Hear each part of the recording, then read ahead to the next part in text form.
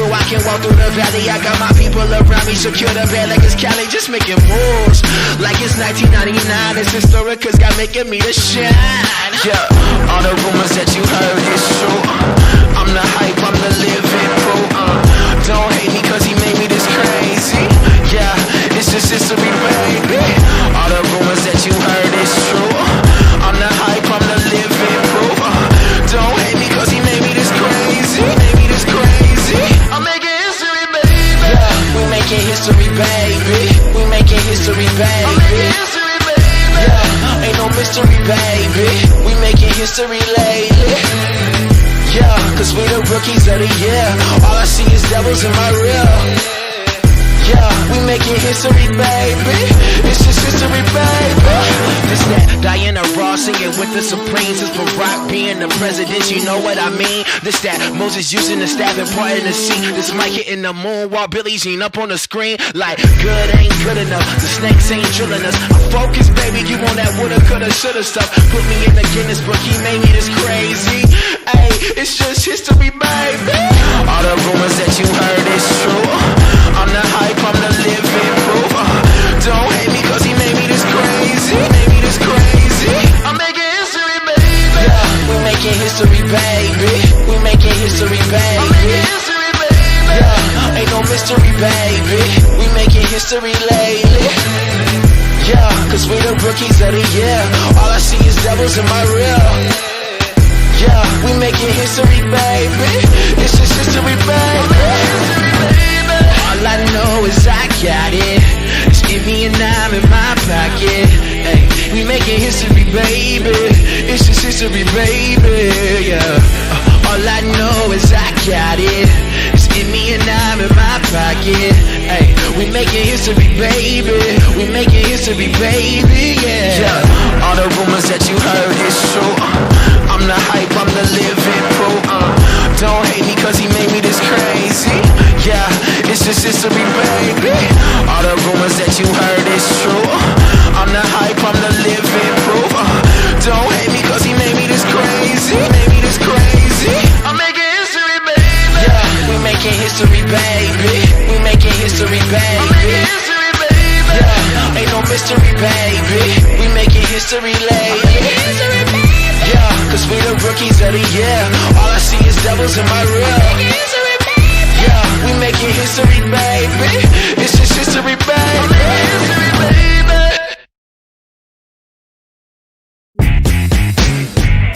Hear me now? Ooh, I've been so many places. Been around the world, I'm trying to get me famous. Everybody trying to occupy the spaces. Everybody now wanna know what my name is. Not even me mommy or me daddy. I didn't have nobody, just a little money God and me. I remember when I couldn't get my demo put out. Ooh, now it's murder. And now you say, oh, cause I got the mic now. You're singing praises. Now they say, oh, yes, I'm the one you wanna rock with right now, right now. And oh, I got the mic now. I guess I'm famous, and I guess it's my time.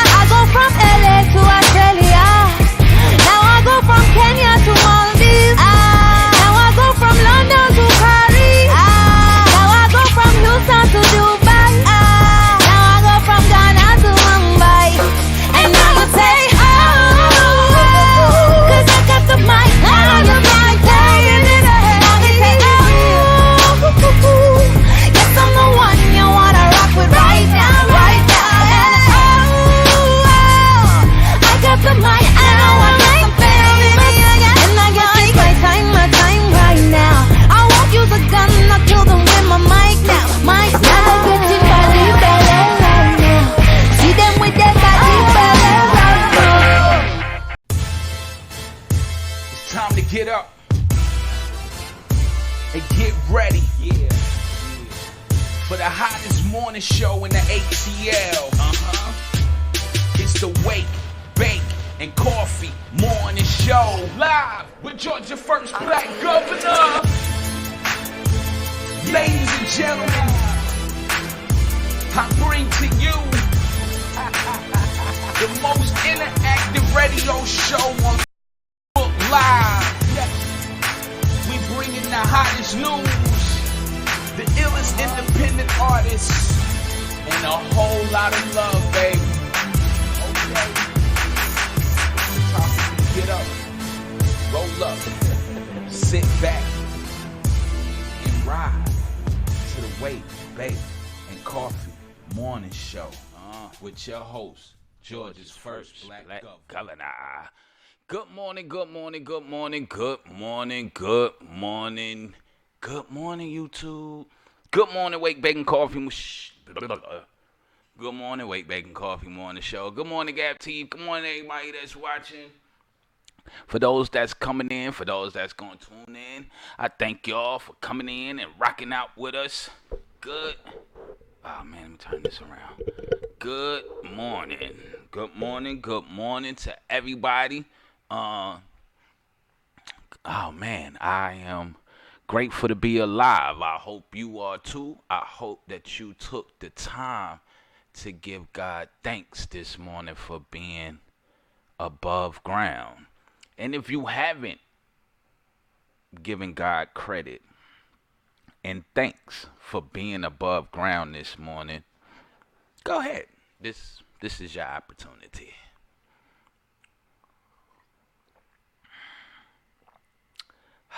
Thank you, Jesus. So I thank you all for tuning in. I'm thankful for being alive. I'm grateful for my first lady, for our children. I'm very grateful for God blessing my youngest daughter, Miss Alua Ayana Jackson. She graduated in the top 10% of her class yesterday with honors. So yeah, man, it's a beautiful thing. I'm grateful for my siblings and parents and all my family members, friends, and my foes, and all of my trolls. Yes. Yes. I'm grateful for everything and everybody, the good, bad, ugly, and indifference. I am grateful and thankful.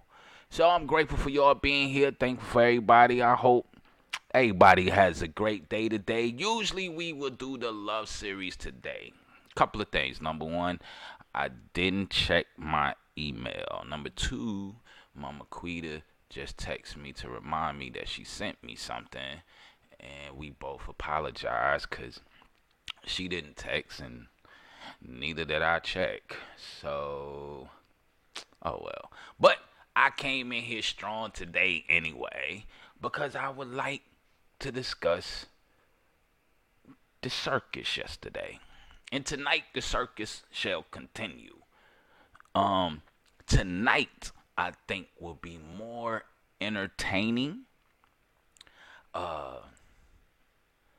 than last night. And the reason why I say that is because I at least thought they would have put Cory Booker and Miss Harris on the same stage. But I need for y'all to see how the stage was set. Which is cool because it gave you a black person tonight, just like it gave you a black person yesterday. But I am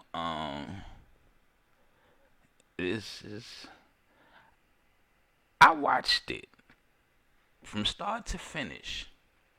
The technical difficulties. So I thought it just was the Wake, Bake, and Coffee Morning Show. But apparently on a professional platform, things can go wrong live. The control room can get it wrong. They can patch in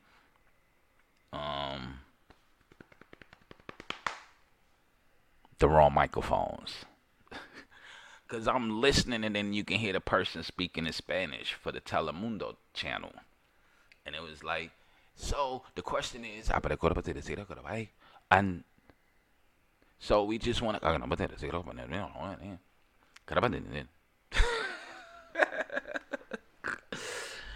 Big up to my Hispanic people, man. I listen. I hope y'all, if y'all watch the debate, let me know, because you got to pay attention to words that are used. Okay. You got to pay attention to the words that they use, and you have to somehow understand verbiage usage, content, and the number one thing they don't teach in school anymore, which is context clues. They don't do that anymore, I guess.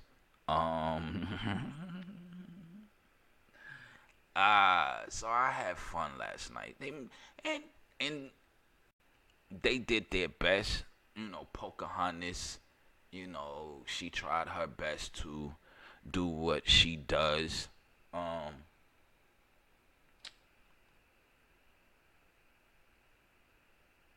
Out of all of them, big up to Cory Booker.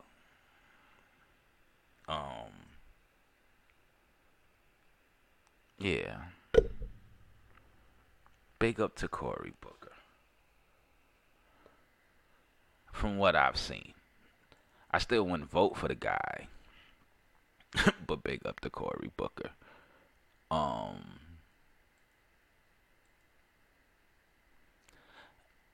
But what I loved was how they all contradicted each other. And what is super crazy,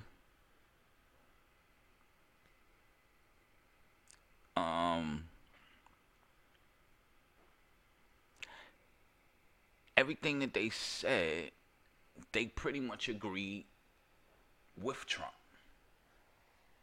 They just want to be the ones to say it. They just want to be the ones to do it. But it's crazy how they all, in some shape, form, or fashion,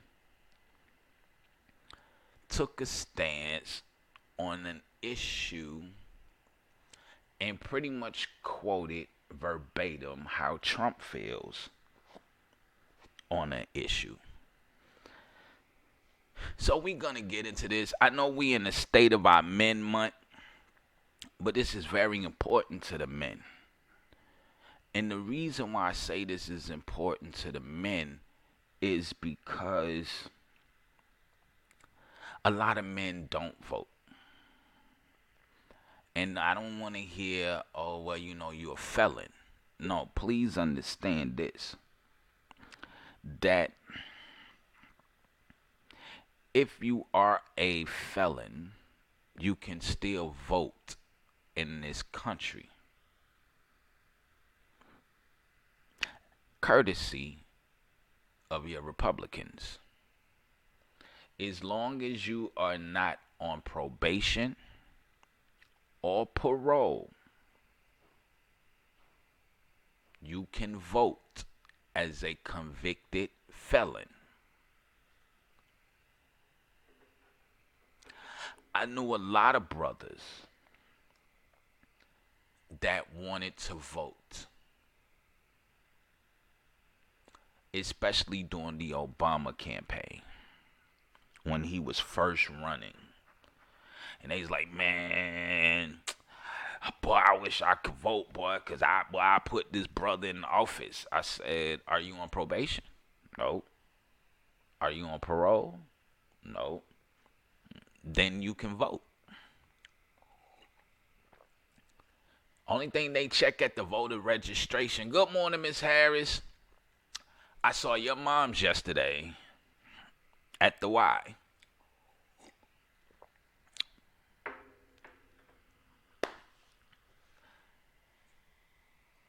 So, so I knew a lot of brothers, especially in the neighborhood I grew up in Pittsburgh, right here in Atlanta, that wanted to vote for Obama during his first term. And a lot of them was upset because they were convicted felons. But I told them that you can vote. As long as you're not on probation or parole, you can vote as a convicted felon. Yeah, you did. Yeah, I saw your mom's yesterday. I was at the Y.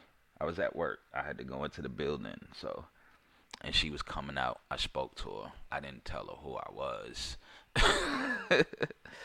but I did speak. I was helping the young man find her card. He didn't understand code quit. So I was like, that's a C, C-O-L-O. There you go. So yeah, so I had to let brothers know that you can vote. I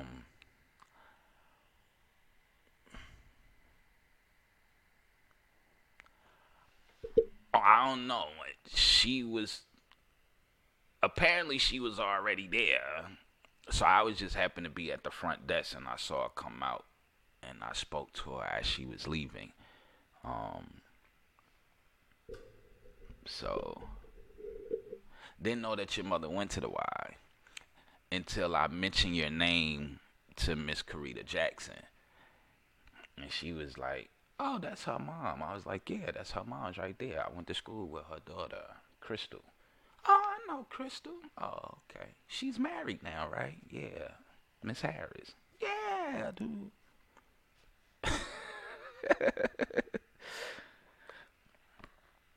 Yeah. But looked like she was working out. She looked like she went through it for real.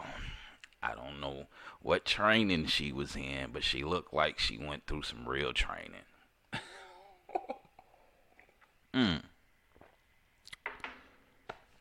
Miss Harris, did you see the debate last night? I bet you a lot of people didn't watch the debate. I did. I had to watch this debate. Boy. And there's one coming on tonight. I watched it on Twitter, on NBC. I didn't want to interrupt my first lady.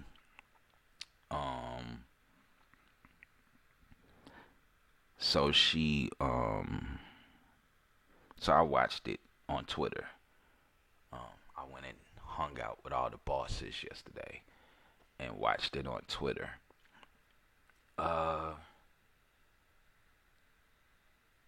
It was very interesting. She's trying to keep it tight at 67. Man, your mama ain't no. Your mama ain't 67. Your mama look our age. At least 10 years older than us. I give your mama at least 50. 67, pushing 70. Nah, I can't get that to your mama. I can't give that to your moms. Your moms do not look like she's pushing 70. Your moms look every day in her early 50s.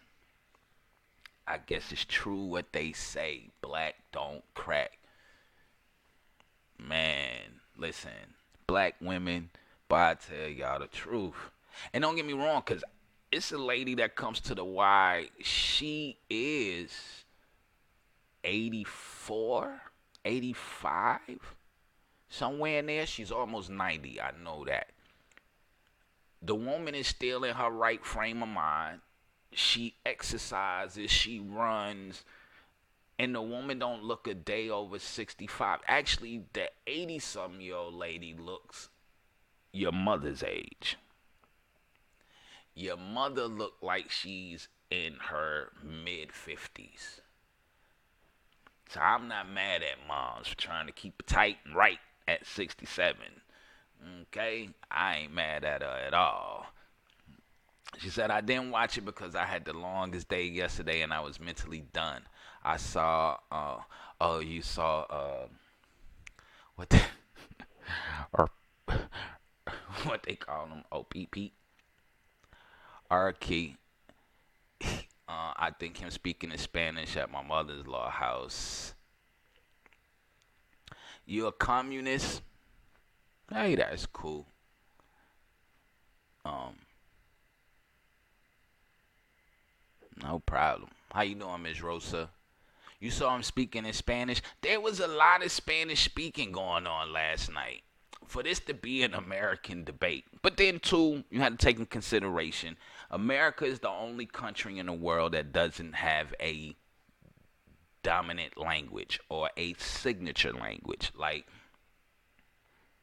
in France, French is their language. In Puerto Rico, Spanish is their language. America is the only country that does not have a dominant language.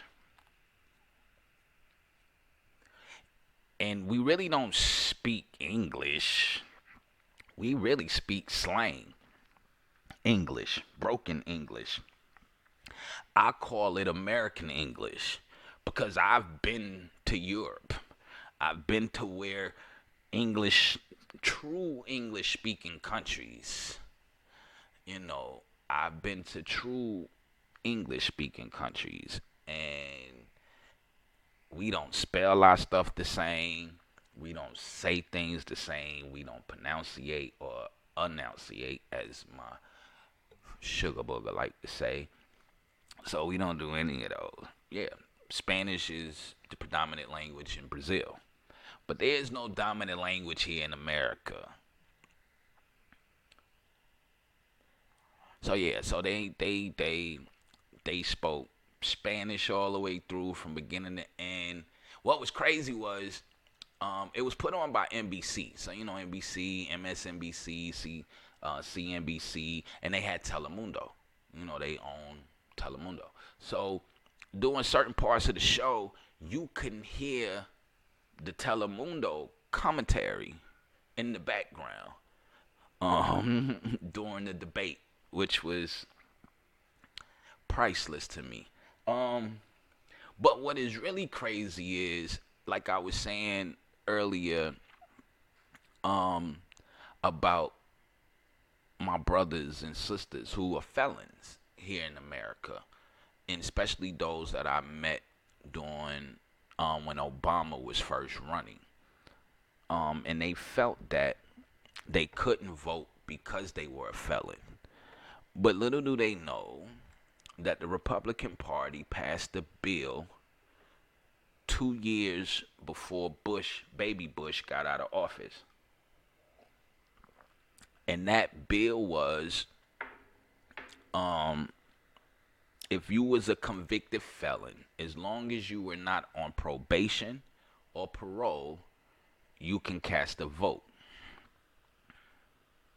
And as long as you wasn't incarcerated, apparently. But as long as you wasn't on probation or parole, because then you're still considered in the system. So as long as you was free, you wasn't tied to no probation, you wasn't tied to any parole officer, then you can freely cast your vote. Because my oldest brother didn't think that he could vote. And I had to tell him, bro, you're not on federal probation no more. You don't have to report to the FBI no more. So go on out there and cast your vote. Make it real. Make it count. And speaking of voting, one of the craziest things that I've heard between California, the lady that wanted to be the governor of Georgia, Stacey Abrams, and one of the key things that I heard them say last night is they want to change the Voting Rights Act. And I need for y'all to pay attention, because every single thing that our grandparents fought for is now going to be used against us. You said FBI? Yeah. I told you we wasn't all the way good children. We wasn't all the way with Jesus Christ. There was a time in our lives where we played with the devil real hard. Hey, I take the FBI. You know, every time I travel, I always got caught up in customs. So I would have took the FBI over ICE, Interpol. I've been stopped by Interpol in Denmark. I've been held up by ICE in Amsterdam. I've been stopped by customs pretty much every time I came back home to America. No, we from the ATL. I'm sorry, Miss Rosa. I'm not from California. I'm from Atlanta. ATLANTA. The greatest city on the East Coast. The home of the civil rights. The Black Mecca, as they call it. The Black Mecca, as they call it. Ah, yeah, we all got a pass. Yeah, yes, ma'am. Yes, we do. I ain't necessarily too proud of mine. My little brother used to tell me I should rap about it. I sell more records. He told me my career would have been more successful if I would have rapped about the things that I've been through, my counters and ups and downs, and I told him that I couldn't glorify the street. So, album didn't sell. And it definitely wasn't going to sell telling young black men to pull their pants up. That definitely wasn't going to sell. What? Pull your pants up? Who are you talking to? You're not my daddy.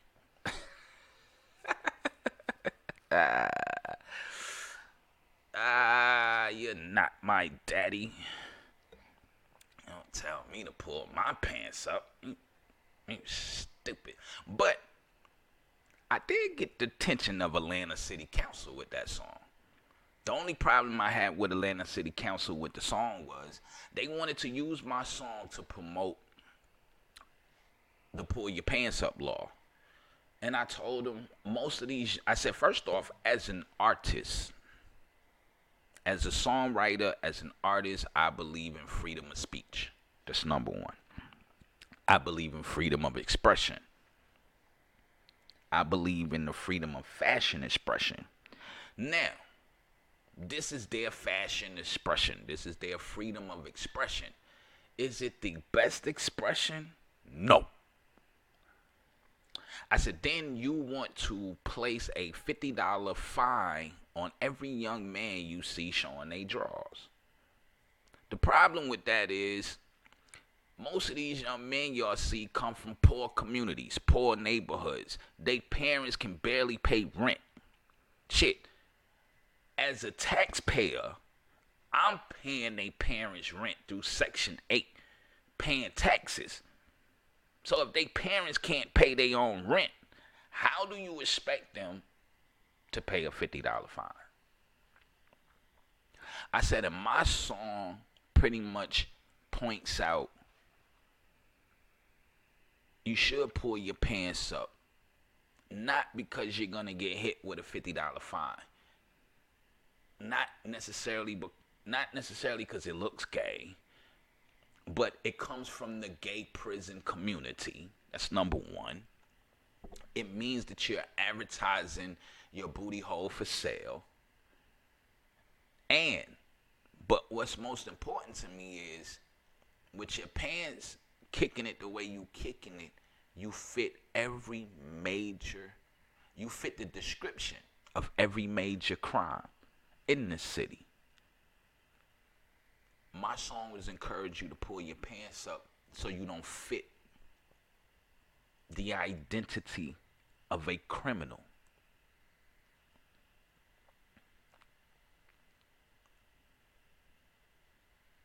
So I didn't give them permission. But big up to Mr. Caesar Mitchell for sitting down with me and wanted to use the record. That's the reason why I voted for him as mayor. Until the runoffs. And then I voted for Keisha. Miss Bottoms. Yeah. So, we're going to take us a break. We're going to come back. We're going to get back into it. When we come back, we're going to get into Miss Portia Kirkland words of wisdom. And then we're going to break down these debates. Because Miss Harris, Miss Rosa, I took notes. And what's really scary to me is everything that we have brought to this country. And when I say us, y'all know who I'm talking about. Everything that we fought for in this country will now be used against us.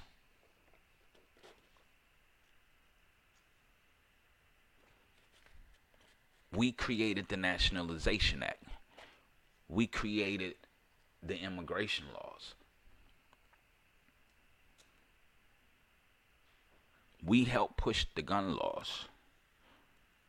But what's crazy to me, one of the most important laws is our civil rights, our voting law, our voting act, and insurance. But what's crazy is they want to change the voting act. And when we come back, I'm going to tell you what they want to change this voting act to. And what they trying to put in the new voting act bill. Dr. King turning over in his grave right now. We'll be back with more of the Wake, Bake, and Coffee Morning Show, live with Georgia's first black governor. Trap stars, hustlers, gangsters, killers. All my black men in America. I'm here to talk to you on this one. I don't know how to play this league, cause they playing on the block with the snitch the knees, and they hanging at the top of the bottom so clean. And your boys leave when they see the police. You ain't in school, what's that about? But your ass on the block can't read, can't count. And you sell crack to your best friend moms. She fed you, what the fuck is that about? Question who you think got drugs and guns. Play your front man with drugs and guns. Want us to kill each other with drugs and guns. They build jail with these drugs and guns. Now they going to war, guess who they want to bring in? Guess who they want to get first? Every black man with a felony, they want to send your ass across them seas. And it ain't for you to relax, for you to do what they think you do best. Kill a motherfucker for shit he ain't dead, cause he treated bad by the government. They don't give a shit. Murder his wife and kids so they can have control. They can bring in more oil and more dope than they ever did before. They don't show statistics of the white kids, how crack was in the suburbs for the hood took a hit, how they play on the corners even when the feds on them. And the snitches, man, most of our mommy and daddies doing time. We paying it off with nicks and dimes. Youngins, y'all need to stop this shit, cause the system's designed for us to die. Hey, better pull your pants up, youngin', cause you know, hey, play them cheats, she's coming for you, and they taking pictures, and they adding double numbers, and they break you. They wanna kill us quick, oh shit. Beat us crack, ain't that a bitch? Turn our mothers to crackheads too. Murder daddy, put it on the news. There's an exception to this rule. More white crackheads than us do, but they'll never put that on you. So what the fuck do that tell you? Bushing on summer blew up the World Trade. Fuck you think they gon' do to me? They'll bring them Chi-Chis to my crib, just like they did Fred Hampton, just like they did Miss Justin from Mill Street. She was 91, by the dude in the strip club. He was about to get married. They took him away from his wife and his daughter. See, black justice, there's none. Blacks in the South been waiting for years, but somebody like Chronicles, y'all better listen here. They want us dumb, they want us harm. They'll make Mexicans new slaves. When black people gon' come together and rise above this bullshit. Hey, better pull your pants up, youngin', cause you know, hey, play them cheats, she's coming for you, and they taking pictures, and they adding double numbers, and they rape you, Let's go. Yo, youngins need to pull your pants up. See, in the county, in the penitentiary, that makes you a gay. That means you gay. Then y'all wonder why all these TG boys keep hitting on you, you know what I'm saying? Hey, look, how about this? Look, we're gonna do shut up right now. Put that shit up Monday morning, go look for a job. Let's go. The police head.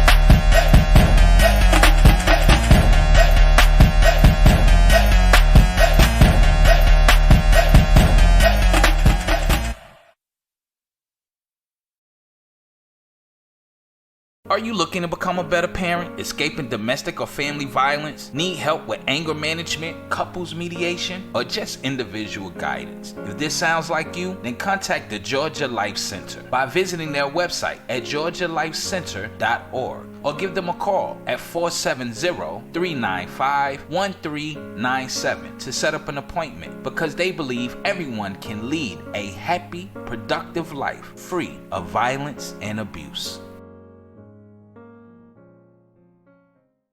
Are you tired of living from check to check? Want to increase potential income? Live the life you want? Establish financial and secure future for you and your loved ones? So if you're an entrepreneur, want to own a business, or just need to make a little extra money on the side, contact Josie Kibi to get you started on the road to financial freedom, income protection, and a better life. And let her show you how to leave a legacy.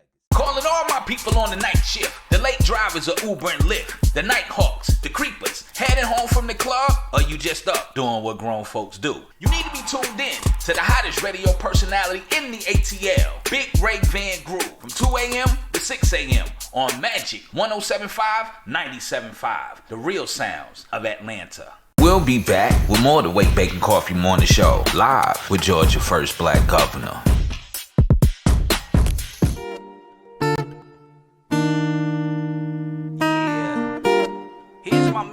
Travis, and we'll be back with more of the Wake, Bake, and Coffee Morning Show after this.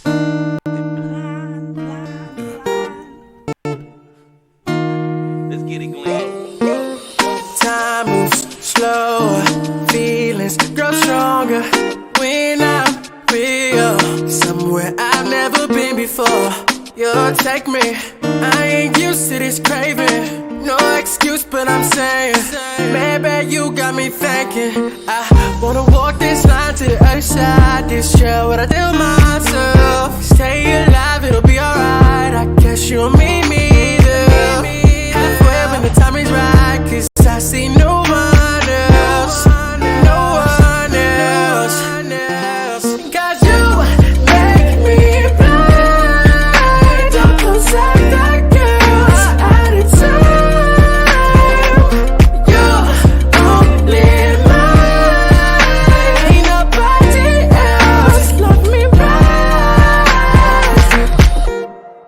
You make me blind,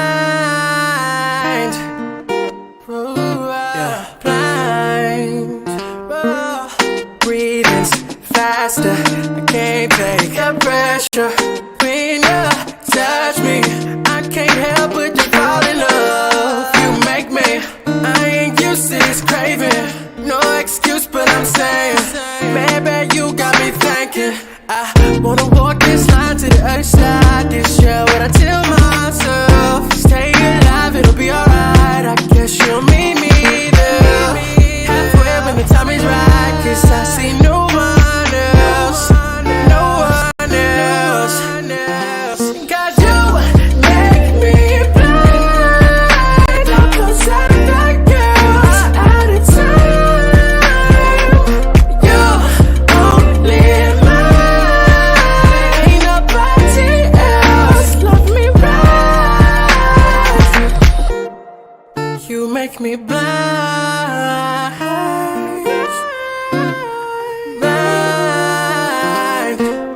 Wanna walk this line to the other side. This year, what I tell myself, stay alive, it'll be alright. I guess you'll meet me there, halfway when the time is right. Cause I see no one else, no one else.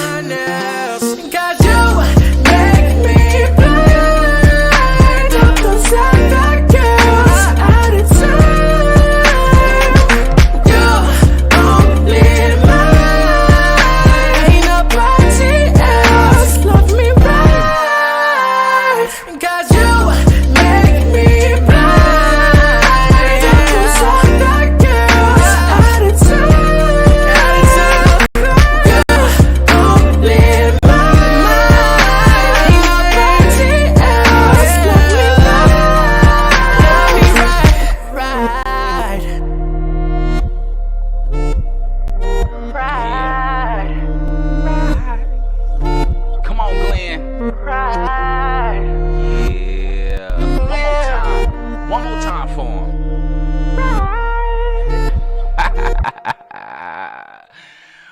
Welcome back to the Wake Bake and Coffee Morning Show, man. We are here live with Georgia First Black Governor, courtesy of YouTube. Thank you, YouTube, for allowing us to be on your platform today. I appreciate it. For those that don't know, in the description box, if you would like to donate and support the Wake Bake and Coffee Morning Show, the PayPal is listed and the Cash App is listed. So if you would like to show love, support, donate, all those good things, the information is in the description box. Right. So we're back, and now it is time for the Portia Kirkland Words of Wisdom for this morning. It's a little lengthy, but it's very, very, very important. And Miss Portia Kirkland Words of Wisdom goes as follows. Oh, I was trying to make sure I put the information in. So, Miss Portia Kirkland Words of Wisdom goes as follows. It says, I've had artists who were well versed and those who needed intense media training. I had artists who could care less. Those that didn't care had a deep shame because of their literacy. Let me put this up here so I can read it like this. Yes. Okay. It said, I've had artists who were well versed and those who needed intense media training. I've had artists who could care less. Those who didn't care had a deep shame because of their illiteracy. Often, when our young men and women have poor communication skills, they act out in ignorance and play it off with ebonics. That said, there's still a serious issue with us making stars out of people who aren't stars in the classroom. Please, please invest in these kids and teach them how to read and write. That is the issue. Instead of laughing at them, recognize maybe that they can only read on the 3rd grade reading level and need help. Some of these stars slip through, maybe. Deeply intelligent, but can't read. Are you your brother's keeper?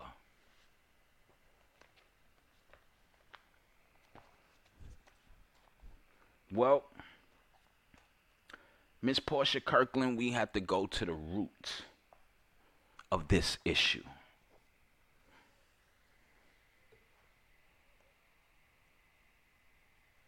A couple of things that I used to see when I was growing up. And Miss Harris, if you're still watching, I'm going to use you and I as an example. And these are some of the things that I saw and can remember being in school. A couple of things this issue comes into play. Number one, it becomes a home issue.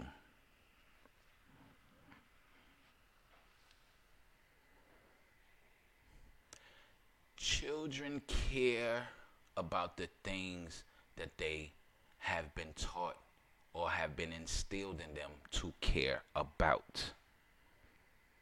If getting money, being fly is one of them and reading is not, then the child will be more inclined to pursue the money, the look, the riches, look good, be fly, but yet can't read or comprehend past a 3rd grade level.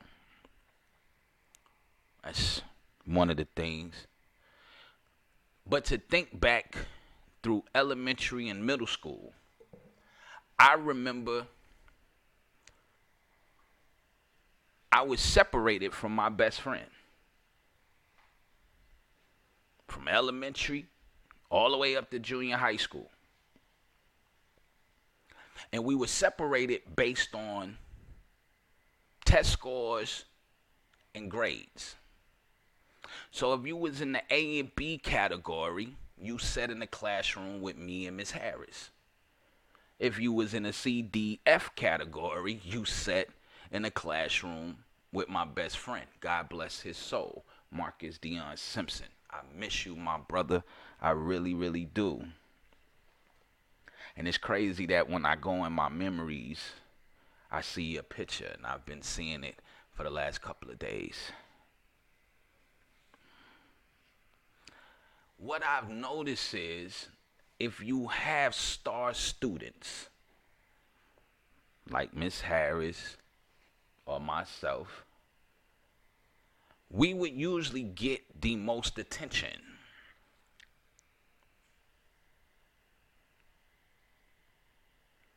Children who fail got less attention.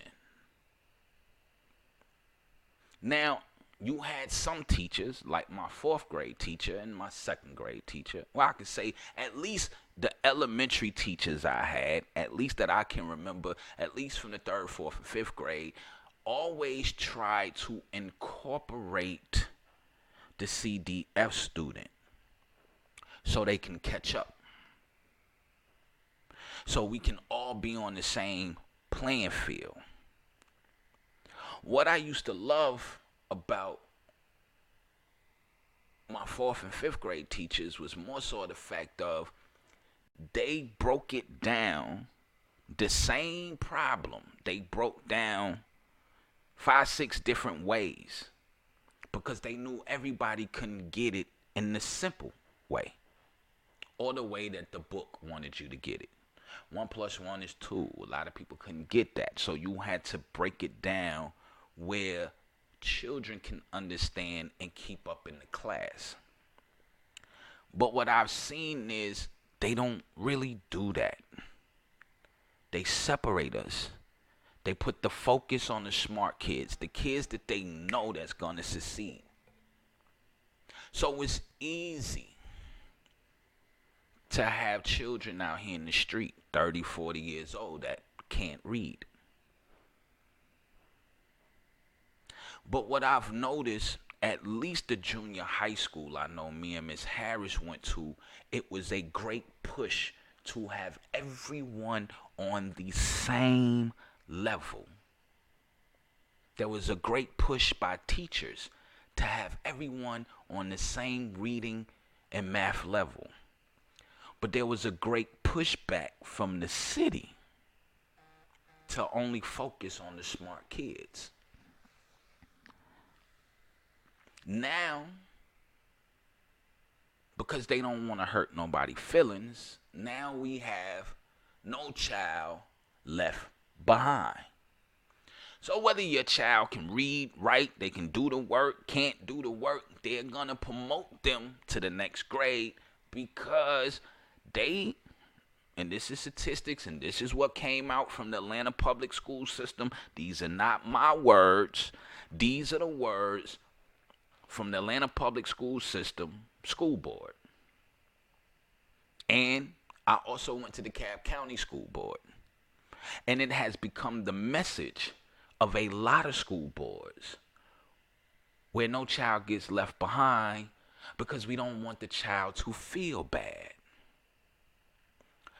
Well, I'd rather let the child feel bad at 7, 8, 9 years old of being kept back than to be 30 and can't get a job because you can't fill out an application. I'd rather hurt your feelings at 10, 11 years old, so by the time you get 21, 22, 25, 30, you can apply yourself. You can get a job. You can read, you can write, you can count your money.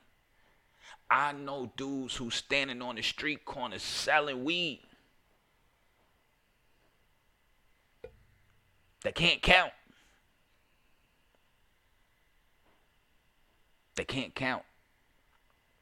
I've seen a transaction go down where a dude asked for a 20, gave the dude a 50, and the dude he gave the 50 to, he asked him, "How much I owe you, bruh?" "What?" Nigga, that's simple.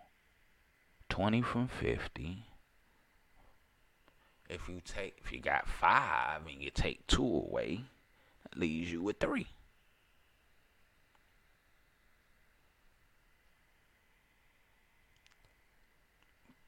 The simplicity things. But because you didn't want to hurt his feelings, you kept passing them and passing them. And by the time they get to high school, they don't care anymore. Then they go try to find the quick money. One of the ways to find quick money was to invade an industry that I used to love so dearly, and that was the music industry.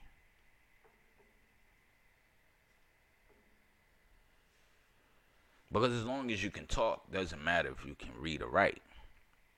This is how artists die broke, because they can't read the contracts.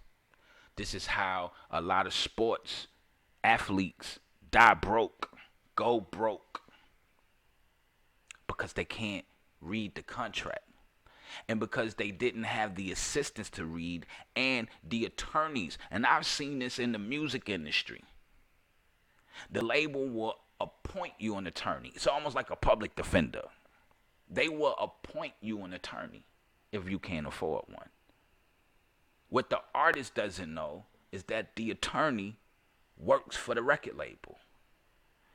So if an attorney works for the label, who do you think he's sitting at the table with best interests in mind? It's not the artist. It's the person that brought him here.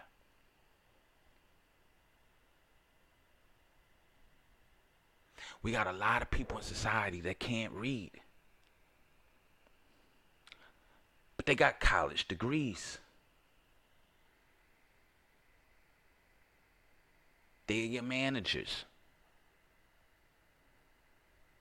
There's a lot of things that are going on in this world that we can't do because we thought it was cool. Pass him because we need him to play football. Pass him because I need him in the championship game. Pass him because we need him on the baseball field. Pass him because we need him here or we need them there. But nobody never thought 20 years down the road, if he can't read and he doesn't make the NBA, if he can't read and he doesn't make the NFL or the MLB or whatever he's going out for, if he doesn't make it to be a professional athlete, how is he going to make it then after? If he can't read, if he can't write, if he don't know how to count past 10, how would he survive? This is a very, very, very big issue that is taking place. This is why people don't research, because they can't read. This is why people take the news as face value and don't go look to find out things or go research and look up things. Because, as she said, they become ashamed of their literacy. And a lot of these brothers are deep. They are very intelligent. But they can't read. They can't write.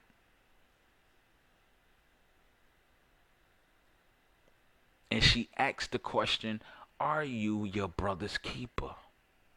And if you are your brother's keeper, why would you allow your brother to fail? My homeboy wasn't good at math, so I would sit down and help him with his math. And the only reason why I used to sit down and help my homeboy with his schoolwork was only because I wanted him in my class. I felt it was unfair. We were separated. And you knew you were separated based on grades and test scores. I didn't like it then in the 6th, 7th, and 8th grade because I thought my homeboy was smart enough to be in class with me because we got money together. We knew how to flip. We knew how to hustle. We knew how to buy things and turn it into a profit. So I knew he was intelligent. I knew he was smart. I just knew it took him a different way to comprehend the information. And I think that has become the greatest issue, is that they don't want to break down the information for someone to comprehend. So they'll cheat on the test just to get you out of their class. Teachers don't teach anymore. Our education school system is a retort system. I tell you 1 + 1 is 2, and then you retort it back to me. You repeat it. 1 + 1 is 2. Huh? Ping. What's 1 + 1? 2. Ping. Check. You don't really know if they grasp the information that you're giving them. And a lot of teachers now don't care. When I sit back and I listen to a lot of teachers now, teachers teach because they get paid in the summer. They get discounts where they live. They get a lot of benefits. Their student loans get paid off. This is why people go teach. It's not that they really want to be a teacher. It's not that they really want to help kids. It's not that they really want to do what it is. They just teach. Good morning. They just teach to teach. And they teach for the benefits of teaching. They don't teach to bring everybody up on the level of Miss Harris. They don't teach the young ones to try to be able to compete with Miss Harris. What I used to see was they would put somebody like me and Miss Harris on the same side to compete with someone less than us, who we knew we would beat with our eyes closed. Even if we didn't bring our full A game, we could have came in there with a D game and still would have beat them. They wouldn't give me someone that I can help. They wouldn't give Miss Harris someone they can help, and then we can all come together and help each other.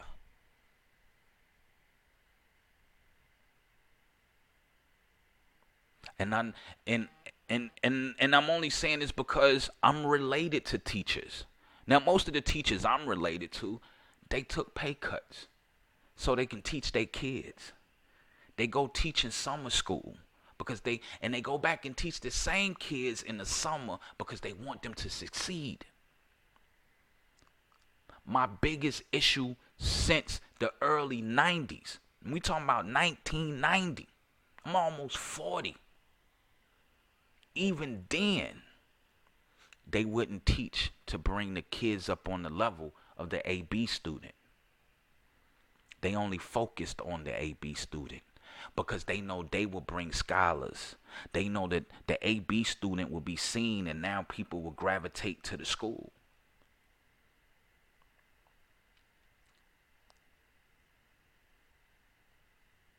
Teachers don't teach no more because they love the profession. They want to help children. They teach because of the benefits.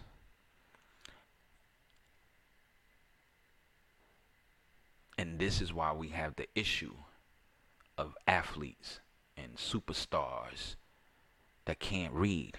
There are people walking around who are supervisors, who are in certain positions that can barely comprehend what they are reading. They can barely read at an 8th grade level. And let me tell you how the music industry is built. The music industry is built on a theory called KISS. Keep it simple, stupid. Because the music industry believes that the average person only can only read. They said that majority of the people who listen to music can only read and comprehend between the 9th and 10th grade level. So you have to keep the music simple and stupid. You can't come in here with all these big words, and you can't come in here all intelligent and educated, because you will lose your audience. And if you listen to the music now, I don't know how simple or how much stupid we can become.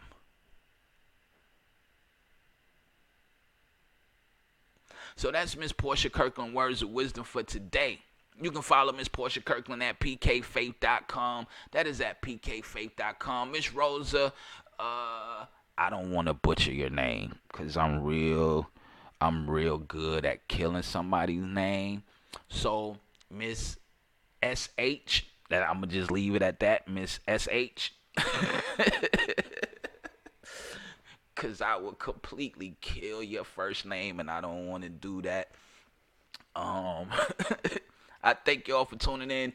Y'all can follow Miss Portia Kirkland at pkfaith.com. You can also find her on all social media platforms at Portia Kirkland. And her words of wisdom, again, for those that are just coming in, is I've had artists.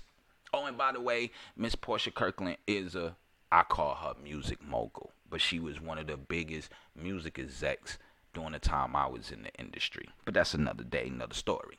But anyway, her words of wisdom goes, again, I've had artists who were well-versed and those who needed intense media training. I've had artists who could care less. Those that didn't care had a deep shame because of their illiteracy. Often, when our young men and women have poor communication skills, they act out in ignorance and play it off with ebonics. That said, there's still a serious issue with us making stars out of people who aren't stars in the classroom. Please invest in these kids and teach them how to read and write. That is the issue. Instead of laughing at them, recognize maybe they can only read on a 3rd grade reading level and need help. Some of these stars slip through, maybe. Deeply intelligent, but can't read. Are you your brother's keeper? Are we keeping our children? Are we keeping our brothers? Are we? That becomes the question. But what I can tell you is this. Couple of things I do know about the teaching industry. I think y'all are some of the most underpaid profession ever. Ever. The most important profession that we need is probably the less paid profession ever.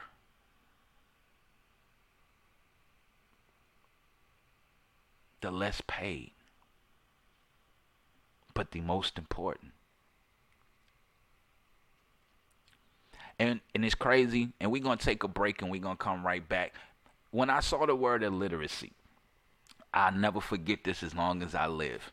I was going into Georgia Power to pay a light bill for my mom's. And they was talking about, they had a poster up with Dr. King. Okay? And the poster with Dr. King, it said, help us stop literacy.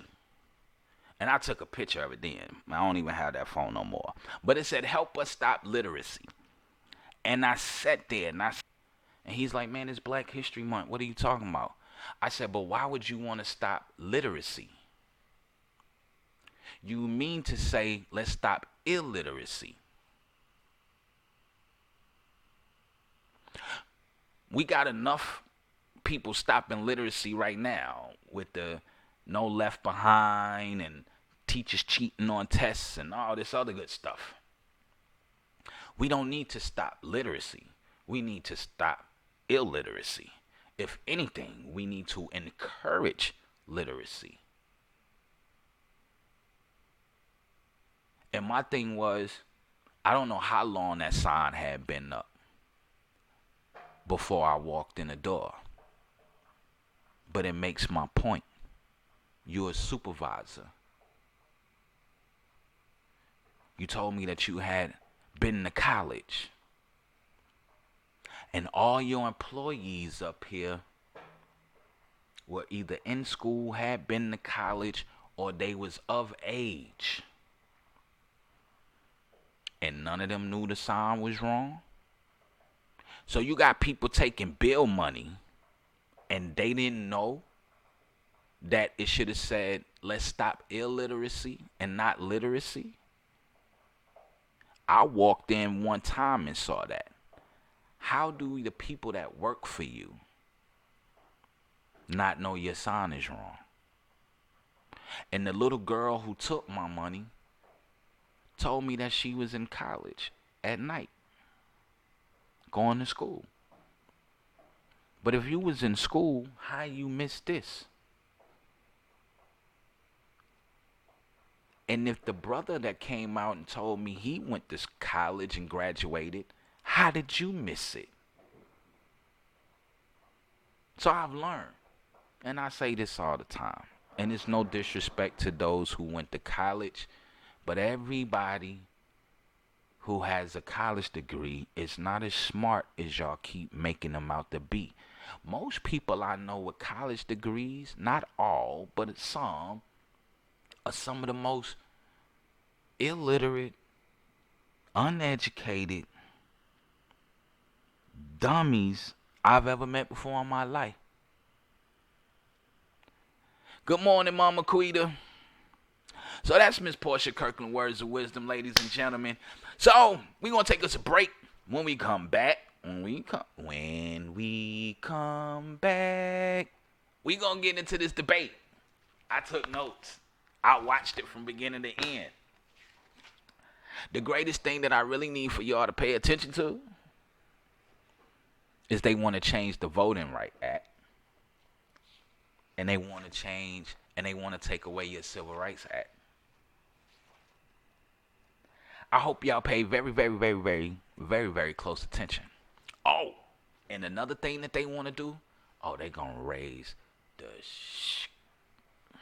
they going to raise your taxes so high, your nose going to bleed. That's they going to raise your taxes so high, your nose going to bleed. That's pretty much what I can tell you. Hate to say it, but true. So we're going to take us a quick break. We'll be back. Coming up in the break, my man Philadelphia's coming up in the break with Don't Sweat the Technique and Mama Quita's baby daddy with no baby, Mr. Sean Isaac, will Love You Harder. So we got to take a break. I got to pay some bills. I gotta play some commercials, especially for people like Miss Harris, because they pay for these slots. So we'll be back with more of the WakeBake and Coffee Morning Show right after this. Soul Brother. My wordplay, you can feel it in your arteries. Braveheart and soda when it's in the heart of me. Describe me as cook, crack, dope, and gnarly. I hardly get to speak in regards to me. My nationality is real MC. Bloodline like Eric B. I rock him. I move crowds on the national level. Drop the bass and turn it to treble. This rap rebel. Without a pause, I do this, y'all. Mic check with it, yes, yes, y'all. You don't stop. Hip-hop is where I live at. Drive through on a 1-2. Hand skills on a beam while turning the turntable. Do the wop on a mic while rocking a fat cable. Turn my hat to the back, see the sign says Kango. My angle, I don't have one though. I do this for the love of the music. I know you loving my music. Don't sweat the technique. Don't sweat the technique. Don't sweat the technique. Don't sweat the technique. Okay, thanks for coming right back. Shout out to Soul Brothers for making a dope track. Gave a caller Mac, Arthur, put your touch on that. Now you hear the real, so all I state is the fact. I flame more when I step in the booth, I get ill. Go with the flow, so I don't know how to chill. I fiend for a microphone fiend. The music is my drug, crowd calling my name. So I do my thing. Standing in my B-boy stairs, my chain hangs. People with my name in their mouth, they spit flames. Control the others' microphone thing, play no games. You need a lesson, I'ma learn you right. Protective of my flow like a virgin, I'm tight. My angle, I don't have one though. I do this for the love of the music. I know you love my music. Don't sweat the technique. Don't sweat the technique. Don't sweat the technique. Don't sweat the technique. Yes, sir, I done did that third. Been around in the game while you geeks are square. To the root, I'ma fix what the problem is. Loud talk, but I don't hear what the volume is. I mean, I close the book on you rappers, your verse bore me. I close the book on your lies, no more stories. I bring the fears, cause my flow transitional. You stall out with your flow transmission goes. I'm in the driver's seat, believe me, I'ma bring the heat. Running to bring me back like your headline when it recedes. When I'm embracing the pen, it's priceless. When you embracing the pen, the priceless. When I flow, I got the glow like Bruce Lee, boy. Philly style B-boy, number one me, boy. My angle, I don't have one though. I do this for the love of the music. I know you loving my music. Don't sweat the technique. Don't sweat the technique. Don't sweat the technique. Don't sweat the technique. Don't sweat the technique. Don't sweat the technique. Don't sweat the technique. Don't sweat the technique. Yo, shout out to Eric B and Rakim for being the inspiration.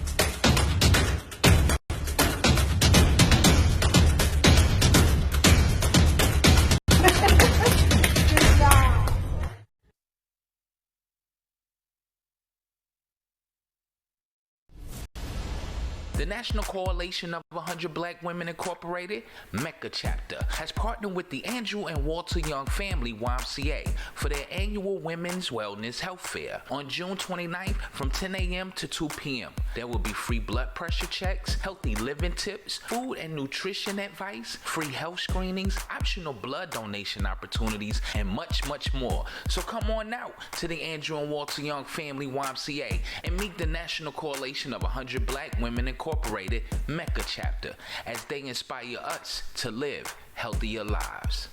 And our sponsors are also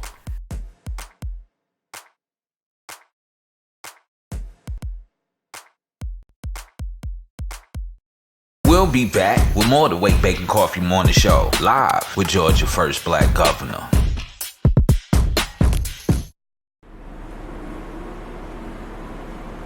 Yeah, as promised, here's Mama Quita, baby daddy, without the baby.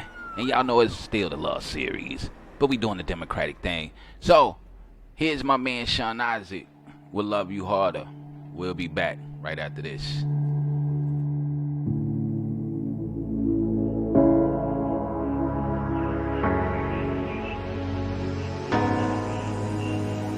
Tell me something I need to know, then take my breath and never let it go. If you just let me invade your space, I'll take this pleasure and take it with the pain. And if in the moment I bite my lips, baby, in the moment you know this is something bigger than us. Be bliss, give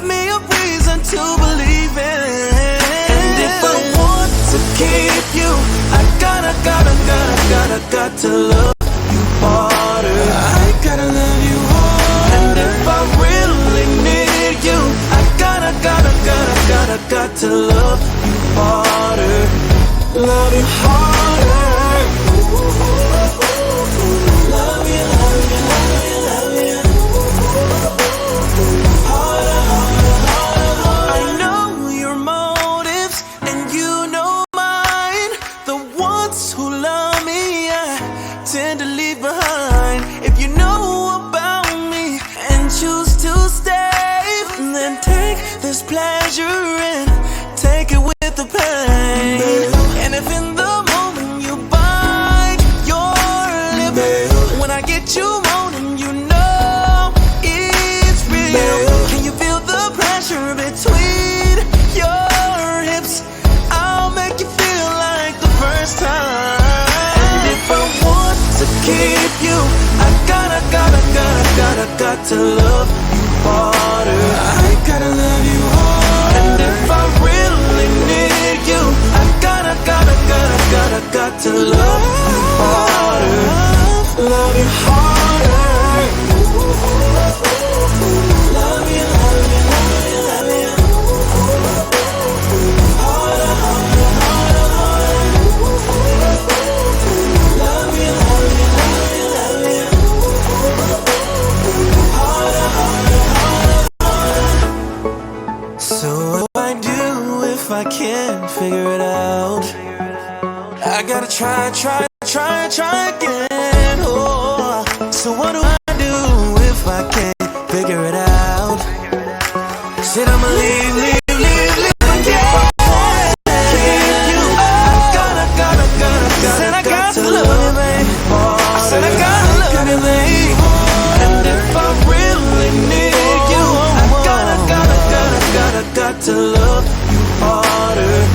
Love you harder. And if I want to keep you, I gotta got to love you harder. I gotta love you harder. And if I really need you, I gotta got to love you harder.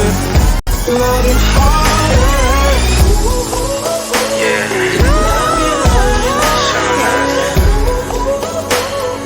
Harder, harder, harder. Sense so sketch. Love you, love you, love you, love you. You back at it again. Harder, harder, harder, harder. ODLTL. Yeah. Yes. That's Sean Isaac. We love you harder right here on the WakeBake Coffee Morning Show. That's Mama Quita's joint. Yeah. So it is usually, for those that are new to the show, I thank you all for tuning in. Today is usually the love series with Mama Quita. Me and Mama Quita had some communication and defaults, and so she allowed me to have a day so we can go over the Democratic debate. And for those that didn't watch the Democratic debate, I advise you to go back and watch it. And I also encourage you to watch the one that's coming on tonight. To me, I advise you to get you some popcorn, because you're going to need it. Right. Popcorn is required before you watch the debate. Now, two of the main biggest issues that I saw discussed last night was immigration and black folk.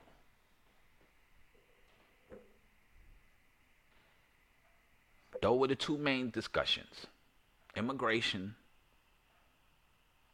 and African Americans. Oh, well, let me put it this way. The Latino Hispanic community and the African American community was targeted. Let me put it that way. And when it comes to voting rights, I know a lot of people who died for that legislation. I know a lot of people who gave their life for that legislation. But now, because you Negroes, you African Americans, don't want to act right, they want to change the Voting Right Act to whoever is in America can vote. Whether you are a natural born citizen, you've went through, or whether you are a natural born citizen, you went through the immigration process to become a citizen, or you are not a citizen. If you are in the soil of America, they want you to vote. Whether you're documented or not.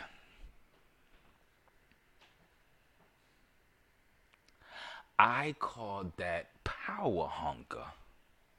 That you would change the law so it can benefit your cause, not to help the people who pay you, employ you, and vote you in. I think the biggest thing that we as American people forget is the politicians work for us. They live off our tax dollars. So, let me ask this question to anybody who's watching. If somebody comes to your house and they're doing work in your house, whether they're a contractor or not, if you are paying them, to a certain degree, you are an employer. Or you are a contractor.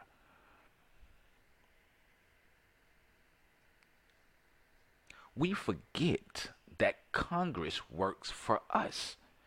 We don't work for Congress. The president works for us.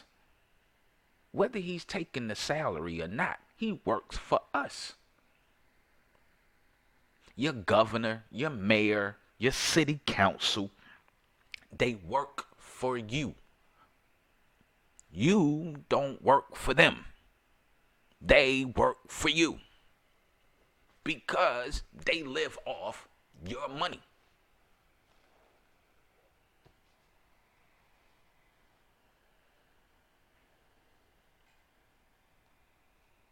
What I heard repeated so much last night. Oh, and another big thing that they got is climate change.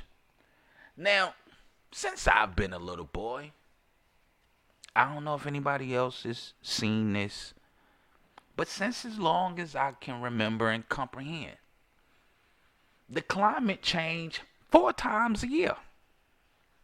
Winter, spring, summer, fall. The climate changes. Right now, we're in the hot climate.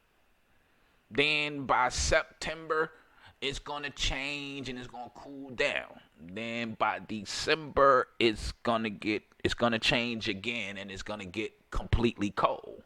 Then by March, depending on where you live, I know here in Atlanta, by mid-March, the climate is going to change again. That's called spring. And according to the Bible, that is the beginning of the year.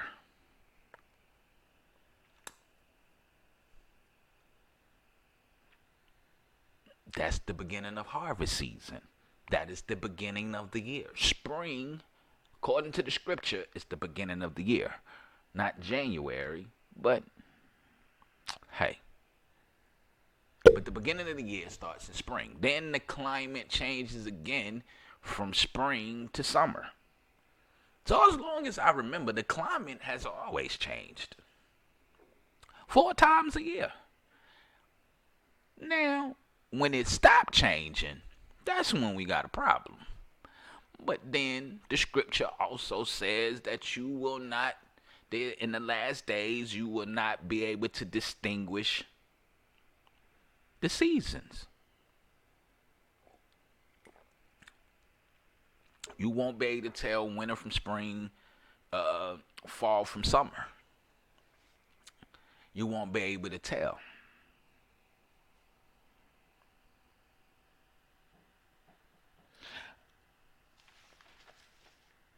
So last I checked, the climate changes 4 times a year. So I'm not going to get into the climate change. All I can tell you is that is a hoax. Because they say that the earth is heating up. But you got scientists say that it's actually cooling down. It's not heating up. Okay. But we ain't going to get into that. Climate change is a hoax to get more tax dollars. I don't know. And climate change is the direct narrative of the UN and the Pope so they can bring by one world government, one world religion, one world money system. That is the reason for climate change. It is to unify the world. Because the entire world government is talking about climate change. Oh, okay. So on to more important stuff. Immigration. Man, I love their talk on immigration. They said that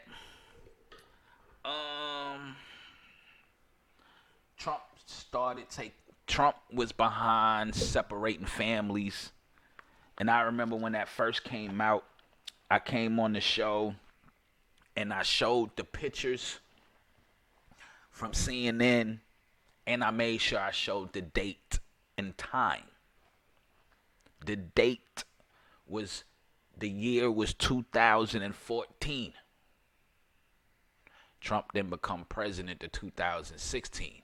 So, if the pictures of children sleeping in abandoned Walmarts. This was another reason the government made deals with Walmart and got Walmart to close down some of their stores so they can house all of the illegal immigrants that came to the country.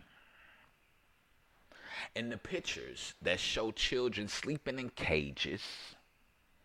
And if you go back and read the law that what's his name? The little young Hispanic guy. He ran the last time. I didn't write down his name? I thought I wrote down his name.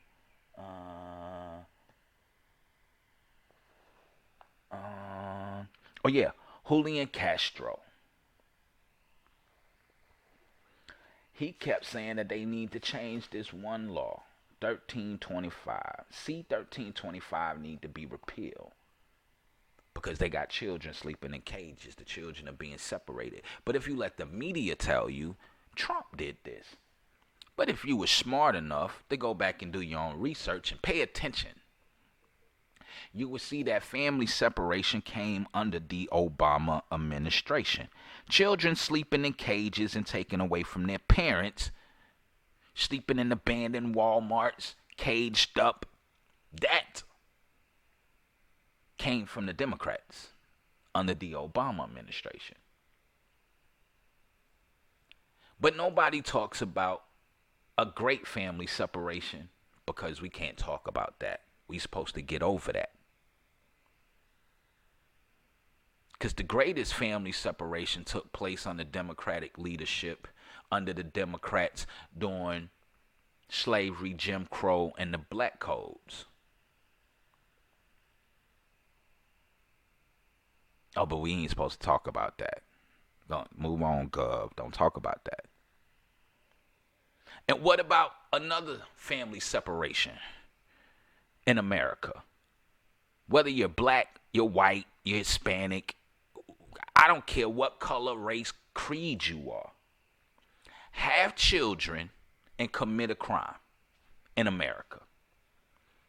If you go to jail, the state take your kids. You don't have to be an illegal immigrant to get your children to be separated from your kids. Commit a crime in America and watch how fast the state swoops in and take your kids. Isn't that family separation? If you break a law, you go to jail, you get taken away from your kids. If you come into the country illegally, that's breaking the law. If you bring in a child with you, then if you're going to jail, then yeah, defects is coming to get your kids. They've been doing family separation for a long time. This ain't no new shit. Ex-white folks who going through the opioid epidemic. Ex-black folks who went through the crack epidemic. Ex-white folks who came home from war and couldn't function well.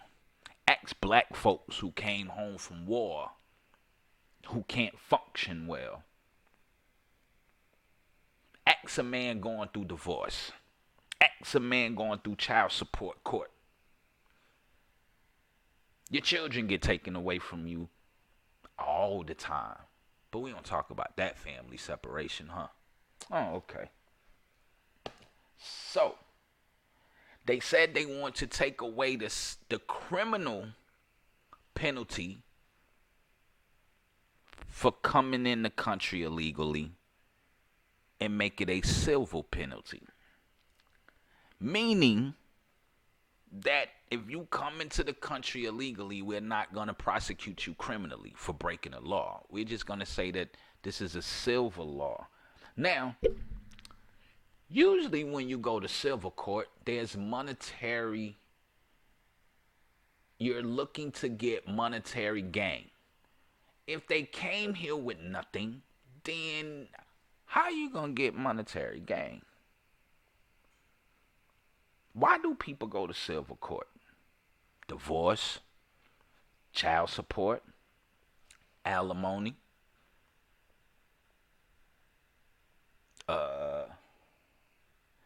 We also go to civil court because somebody owes us some money. Somebody broke a contract. Landlord and tenant. Contractual law. A business did us wrong. Slip and fall. Car accident. These are civil cases.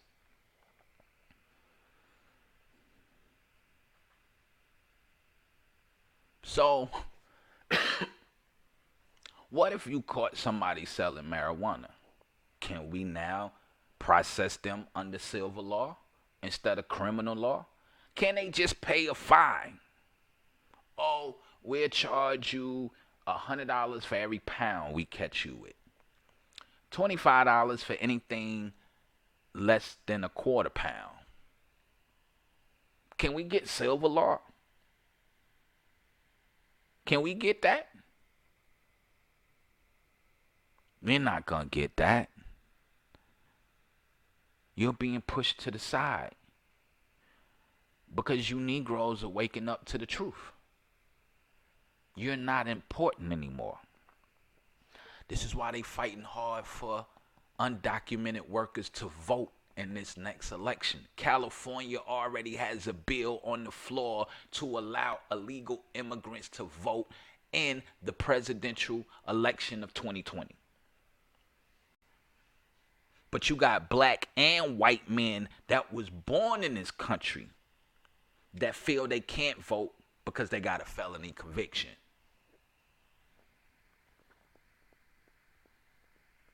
But somebody who's not even a citizen, because according to the law, only a citizen can vote in America. I can't go back to Sweden, Amsterdam, or none of them places and say, oh shit, I hear y'all got a new president, I want to vote. They gonna say, you not from here, you can't vote. You're not a citizen of this country, you can't vote. So how can somebody else who's not a citizen here can vote in our election? Okay. Then they go on to proceed to say,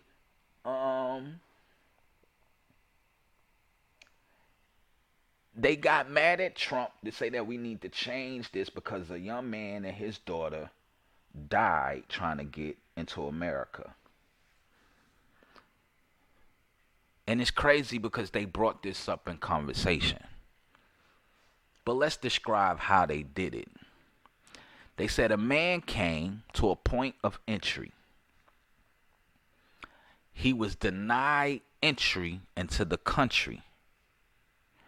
So he decided to go around the point of entry and come across the river anyway, after he was told not to come.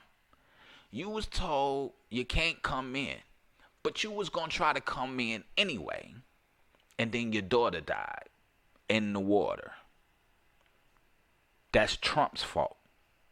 It's not the dad's fault to try to retry again at the point of entry. It's not the dad's fault that he said, I don't care what you say, I'm going to cross this river and try to swim across with my child. So it's not the dad's fault for the drowning of his daughter. That's Trump's fault? Okay. They also said that right now, Trump needs to send doctors to take care of the illegal immigrants. Right before that statement was made, they were standing on stage fighting over health care and how Americans cannot afford proper health care. If Americans who pay taxes, got jobs, can't afford health care, how in the hell y'all gonna send doctors to the border? We can afford to send doctors to the border, but we can't afford to take care of those that are taxpayers?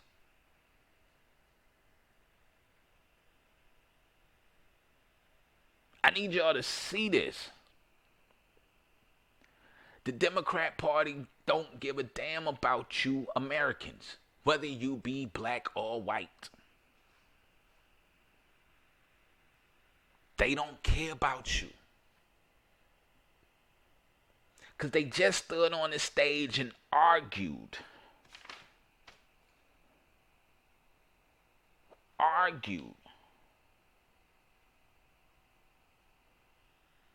over the premiums being too high, the copay being too high.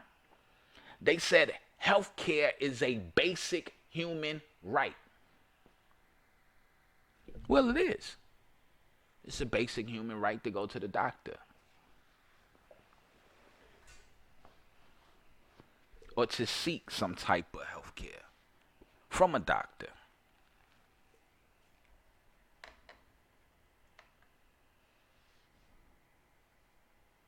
But the number one thing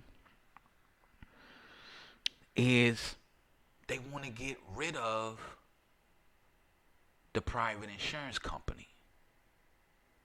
That's the number one goal, is to get rid of businesses. And the reason they want to get rid of businesses is because they said that women don't get paid fair. Big corporations is the reason America is where they are. Immigrants are not taking your jobs. They didn't do anything. It's the 1% who did it. It's the 1% who did it. We need to go after these big corporations. But the crazy thing to me was, most of these folks are business people. They have books. They have started companies. One dude said he wanted to bring down all of the big businesses, but then he prided himself on being a businessman. Sounds like a contradictory to me.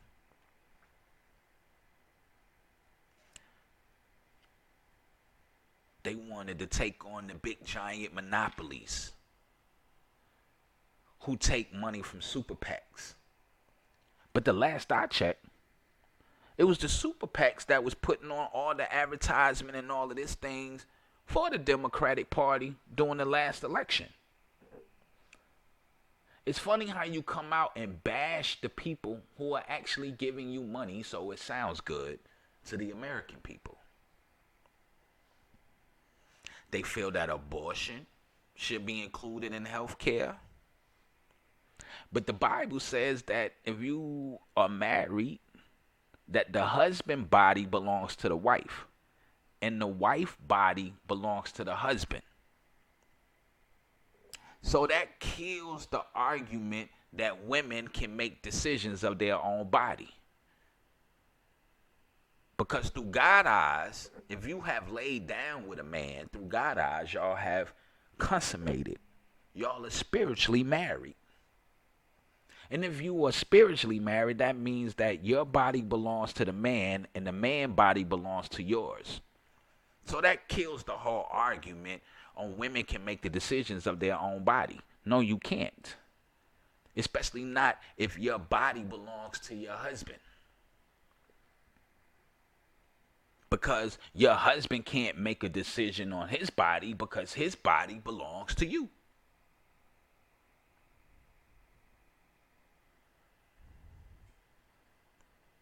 They said they want to increase minimum wage. And the mayor of New York said he increased minimum wage and gave free health care for all. Nothing in America is free. Nothing. Somebody has to pay for these programs. The reason they want to go up on minimum wage is so they can increase the taxes, so they can have free programs. They want to have free college education. What else they say? They need free college education. They need, and also your tax dollars needs to go for paid access for illegal immigrants coming into this country so they can have health care and they can have insurance and their children can go to school for free.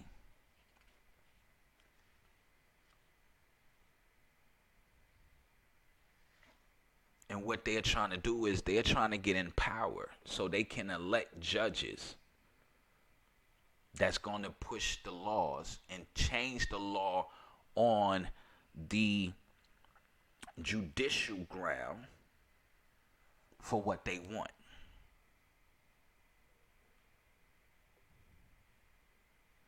They want to increase the living wage so they can increase taxes.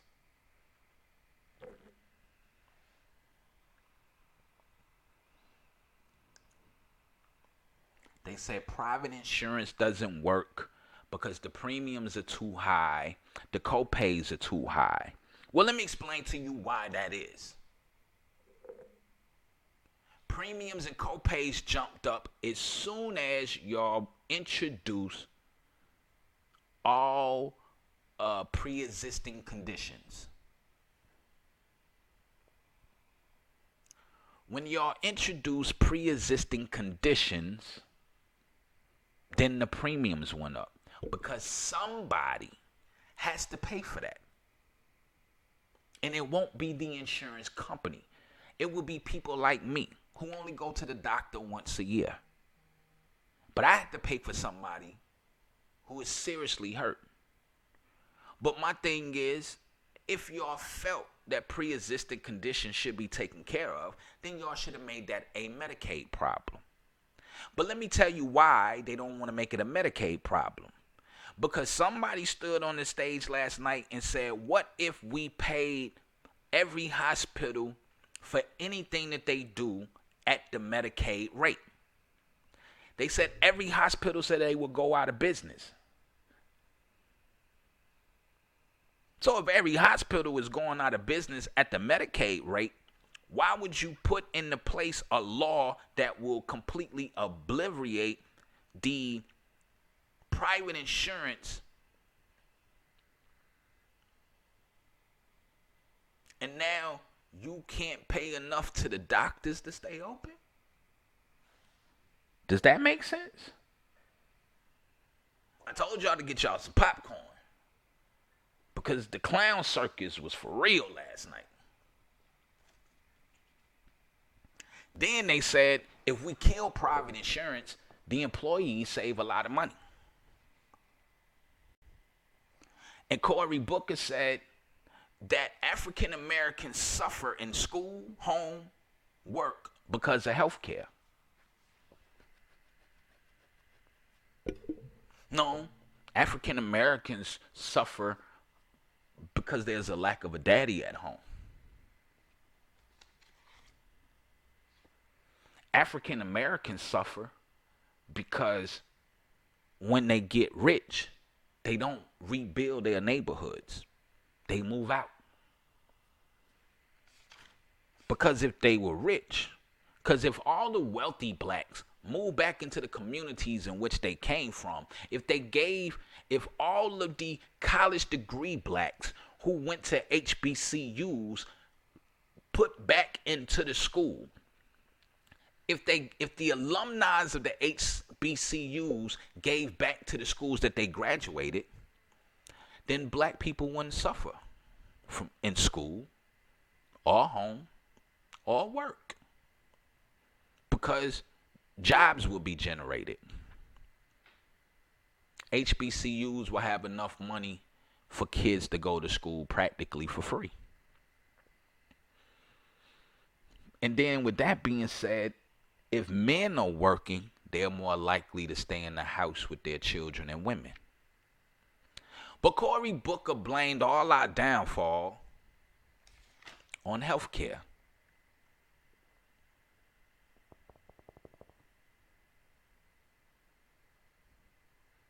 And what they want to push is access for everyone that's in America. That includes the illegal immigrants. People who are not even paying taxes, they're being paid under the table, and they're not even paying into the system.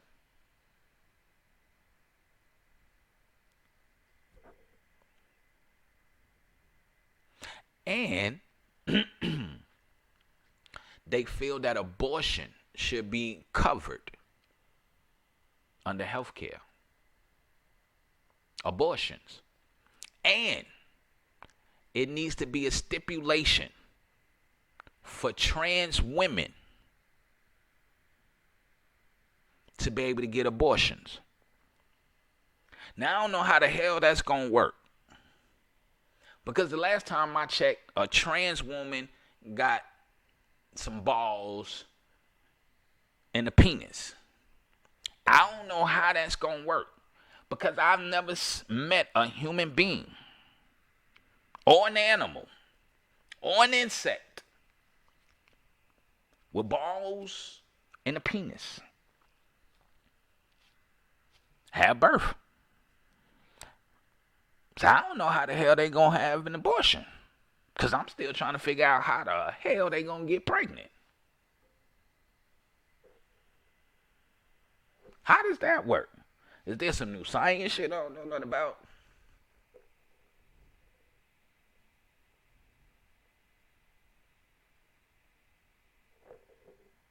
So they want trans women to be covered for abortions. I told y'all this shit was coming. I don't know why y'all don't believe me. I told you it was coming. I told you the circus is coming to town. I'm trying to figure out how in God's name can a man. I don't even want to figure it out.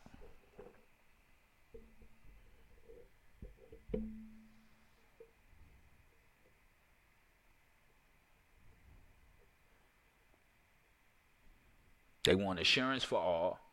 They want to get rid of the whole healthcare industry. My first lady works in healthcare. My godmother works in healthcare.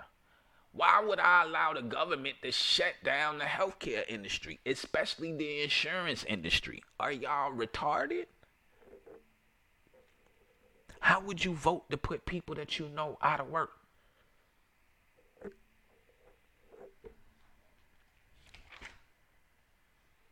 Now, they did say that they wanted to go at the doctors with this opioid thing. That's something Donald Trump came into play with. What else did they steal from Donald Trump? Oh, the pharmaceutical should be held liable for the opioid addiction. That also came from Donald Trump. In his new crime bill, he's going after doctors and the pharmaceutical companies.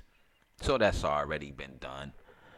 They want to go with this gold green system, which doesn't help anybody. They also want to bring out this Equal Rights Act where women get paid the same across the board. But I know black men who don't make the same as they white male counterparts. I know white women who make more money than black men. And black men hold a higher position than most of these white women.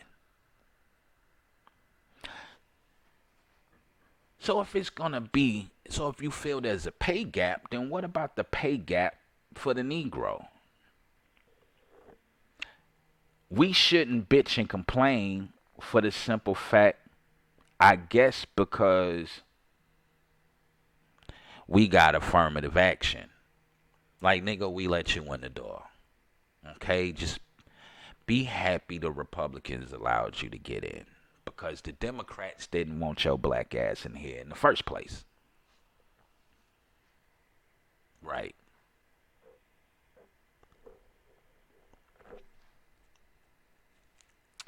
What else did they go? Because I don't have that much time. It's a whole lot I wanted to cover.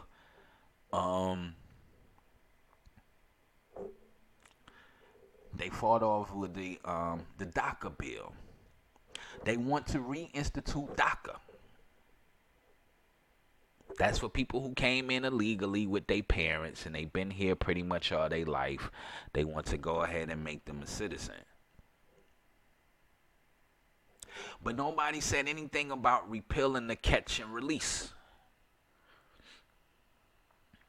And if you don't know what the catch and release is, if you don't know what the catch and release is, the catch and release is if you're an illegal immigrant. Say I'm an illegal immigrant. I come across the border.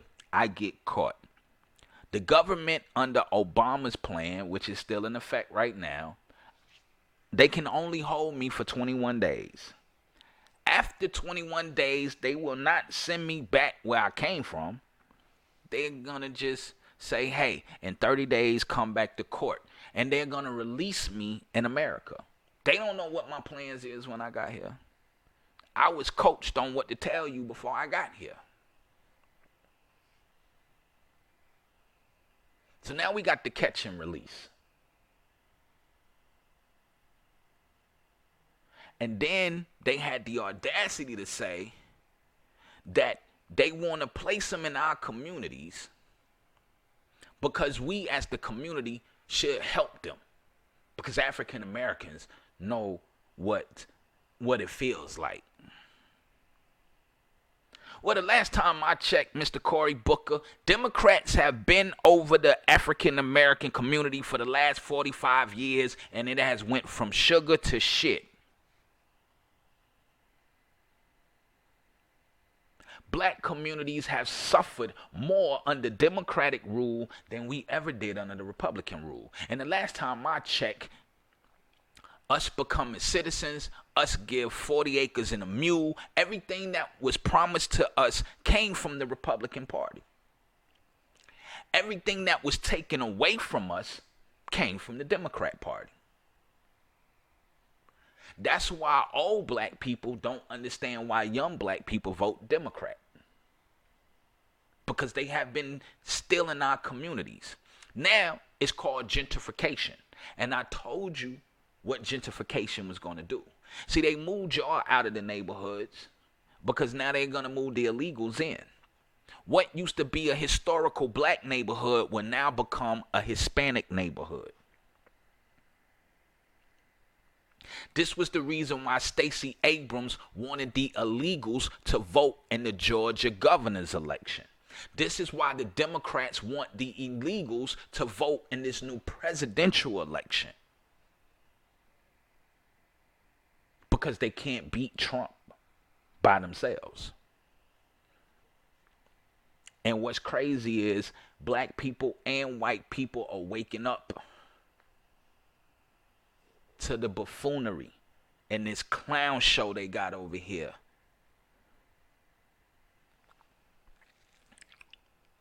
They said our economy needs immigrants. Wait a minute. Our economy needs immigrants? No, the fuck it don't. I'm sorry for the language. No, it don't. Our economy don't need immigrants. When I know Lil Ray Ray looking for a job up the street. When my white homeboy looking for a job. I know some white and some black folks in this country that's looking for work. That need work. That don't mind going to work. And if they go to work, they gonna get taxed. And when they get taxed, that money goes into the economy. When they get paid, they pay rent. They buy groceries. They pay the lights. They pay gas. That money goes into an economy. Then the companies hire more people so they can accommodate the workload. We don't need, first off, our economy don't need immigrants because most of our fucking jobs are in other countries anyway. Our economy right now is already running on immigrants. GMC just put a plant in Mexico instead of building it in America like they told Trump they was. That's why he sanctioned that ass. That's why he's gonna punish the shit out of GMC. Because you took jobs and food off the plates of Americans and sent that shit to Mexico. He about to roast your ass. You think this is a problem? And then you gonna tell me that the economy need immigrants? Fuck you mean? They already sending the jobs to other countries. And we sitting here like what we gonna do? Let me tell you what they want. What it do, Big Juice? What they want to do is they want to put us on what they call a unified, universal monthly income system. They want us all on welfare so they can control the people. What it do, Low Daddy? They want everybody on government assistance so they can control the people. This is the plan of the Democratic Party. And if you didn't watch the circus last night, go to the store, get you a bag of popcorn, and sit down and watch the buffoonery that was on TV last night. But make sure you get 2 bags of popcorn so you can watch the buffoonery that's going to take place tonight. Oh, and I can't wait to see Dummy Harris and the great socialist Bernie Sanders go at it. Because what y'all don't know is socialist is nothing but is a pretty name for communists. I know a lot of white people and black people that are out of work need jobs. But you gonna say that our economy need immigrants. So what about the people here that need to work? We can't get the job? Are we gonna get pushed to the side? That's how that goes. I told black folks, this election ain't got shit to do with you. They don't give a fuck about you in the Democratic Party. Oh, y'all didn't help us win? We gonna go get the illegal immigrants. I told you, this is why they want the illegal immigrants to vote in the 2020 election. They said they want equal pay for women, but I know black men who have higher positions than white women, and the white woman make more than the black man. So what about equal pay for us? Shit, I went to go get a pedicure, manicure done 2 weeks ago with my first lady. It cost her $27. They wanted me to pay $33. So I told them I ain't want to pay $33. And they said, well, why you don't want to pay $33? I said, what about the equality? What about the equality that women be crying about? Oh, it's not fair. I'm a woman. Well, goddamn it. Oh, it's not fair that I pay more because I'm a man. And more women come in here with fucked up feet than men do. If anybody should pay more, should be the woman that toes look like she can climb trees. But everybody want equality. But when it comes to true equality, we can't get that. And I told women, y'all are under attack. Women, they're trying to replace y'all with transgenders. Men, real men, they say that you are toxic because you are a real man.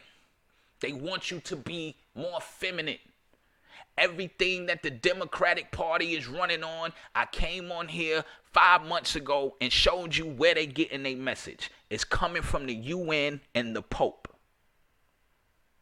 The Sustainable Development for 2030.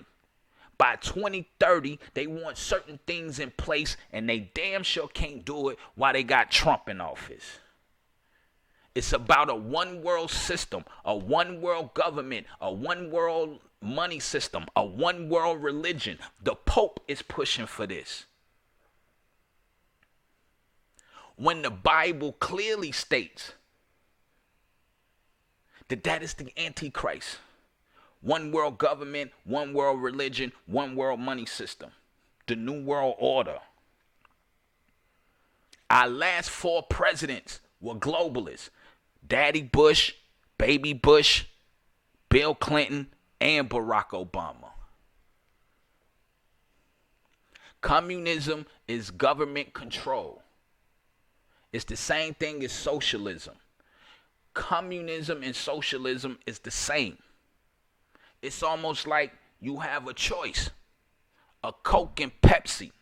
In America, we are based on capitalism, meaning Big Juice and Low Daddy got a soda. One is called Coke, one is called Pepsi. Capitalism gives me the choice to choose between Coke and Pepsi. Socialism and communism says, hey, I like Big Juice more than I like Low Daddy because Big Juice voted for me. So Low Daddy, you can't sell your Pepsi no more. The only thing that you can buy in this country is Coke. That's communism. Look at China. Oh, if you don't like the president, now you have a social score. Which means that if I don't like what you do, and if I say something, now I can't get on a plane. I can't I can't get on a train. I can't get a job. The beauty of America being a democratic or quote unquote democratic society is more so of I can agree to disagree without being penalized for that. I can agree to disagree for being penalized for that. But in a democracy, there are two sides. Because I might not agree with everything. But we have to come with a common ground so those that put us in power can be able to function. And when it comes to a democracy, what a democracy means that our country comes before anybody else. So all the homeless people in California sleeping on the street, all the homeless people out here in the world, I got to take care of that before I go down here talking about we gonna fix Venezuela's problem. Ask Venezuela how does socialism and communists work for them. The biggest oil reserve in the world can't even get their money right because of socialism. Ask them how they feel. They took that Bernie Sanders bullshit. Ask certain people in China how they feel. Why you think why you think everybody's trying to get to America? Because we believe in diplomacy. We're diplomatic, which means if you apply yourself, you can become something. But in a communist country, if the government don't like me, I can never be great. In a socialistic country, if I apply myself, the government is going to take it away from me. As opposed of in the capitalist country as America, I start a business. I make $100 million. The government says you owe me $20 million of that in taxes. But what I would do is I would allow you to keep that $20 million. And the reason I'm going to let you keep that $20 million is because I need for you to go open up you another business in Alabama and hire some people there. I need you to go open up another people like your product in Wyoming. Go open up your business in Wyoming and hire people there. Capitalism is about building, growing, expanding, and hiring and giving people the opportunity to work so they can take care of their families. Communism and socialism doesn't do that. Communism, you work for the government. They dictate what you can make, what you can take home, where you can live. The same thing is with socialism.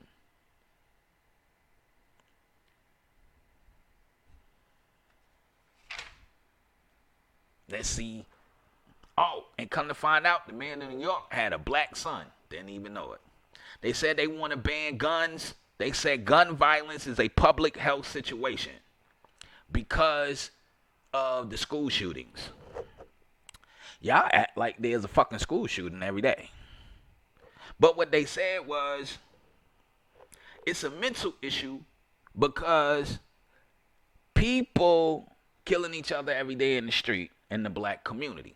But then again, like I said, the reason why the black community died by gun violence so much is because they don't have a daddy at home. They millionaires left their communities. The black people who got money got the hell on. They didn't rebuild their communities. The reason why there's so much violence in the black community is because there's no fucking leadership. There's no daddies at home. None of that. That's why. And then they compared gun laws to gay marriage. What? Gun laws to gay marriage? What the fuck? Oh, okay.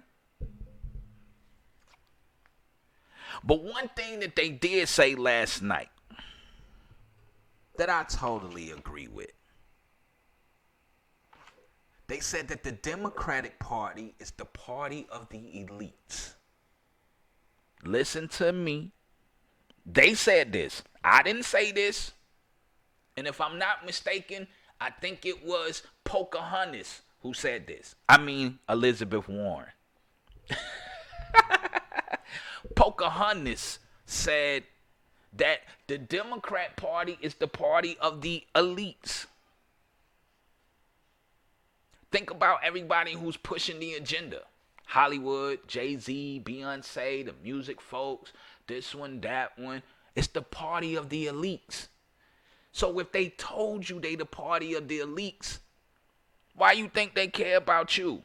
Low Daddy, you work at the car dealership. Miss SH, you a school teacher. They don't care about you. You Big Juice, you got your job. They don't care about you. You are not an elite. They just told you who that they care about. The reason they care for the elite and they want to get rid of the capitalism is because they want to bring in socialism, which will eventually take us to communism, which will eventually get us into the New World Order, which will eventually then have us under one world government, one world money system, one world religion.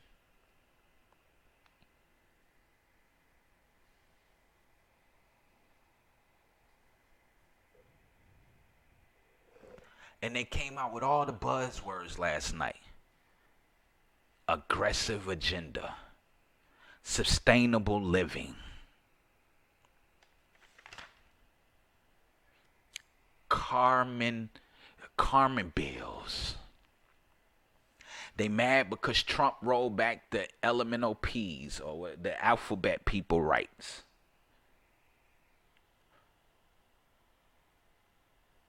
They want to replace women with transgenders.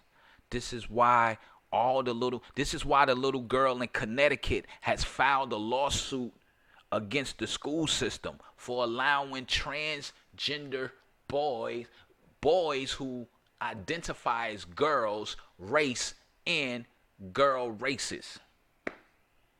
They are not biologically a girl. So, since this is the thing, I'm going to go out here today and self-identify as white. I'm about to go to the bank and say I'm a white guy. I self-identify as white. And I need a $100,000 loan. I'm going to see how that shit works out for me.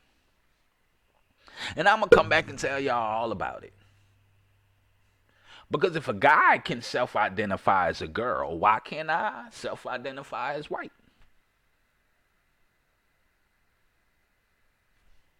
I'm just saying.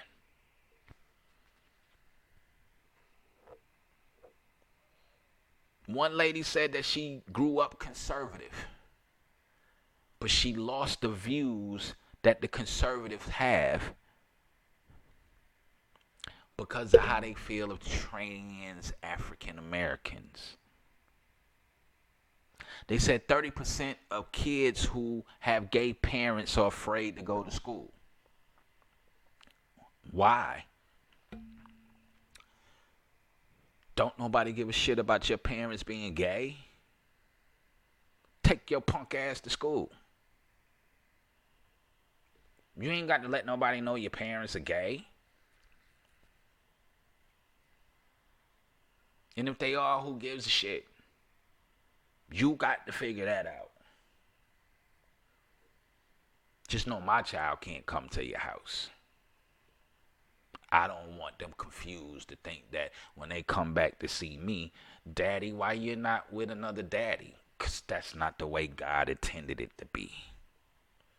God made Adam and Eve. Shit, before he even made Eve, everything he created was male and female. I don't think God made no mistakes. Hell, he destroyed a whole fucking city because men wanted to rape angels. They would rape men coming into the country. It was called sodomizing. That's why it's called Sodom and Gomorrah, because they were sodomites. You walk on their land, they gonna bend you over. They said they have sex like dogs.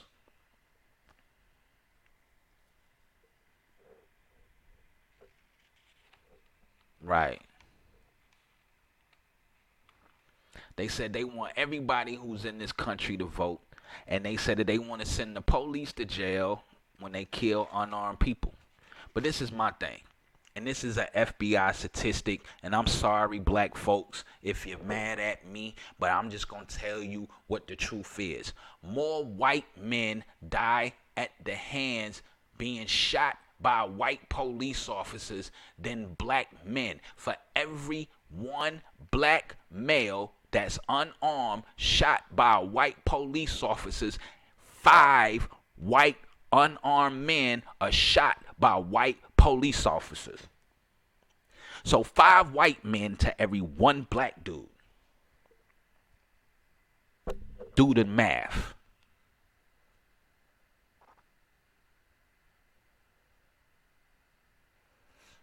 And the last incident that they are talking about right now is what took place, I think it was in Indiana, about the police shooting the black boy unarmed.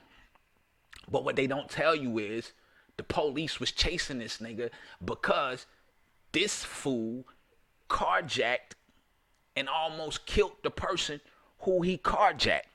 He jumped in the passenger seat, shot the man, took his car. Now he driving down, the police get in his ass. Now I supposed to be mad because the police shot this nigga, but then he just shoot somebody? So black people, I'm sorry. Stop believing the fucking hype. More unarmed white men are shot and killed by the police than black men are every year. That's facts. You can go look it up for yourself. Another fact. The number one killer in the black community is abortion. That's our number one threat.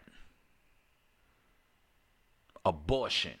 As far as death is concerned, we kill more black babies than black on black crime and black men going to prison in a year.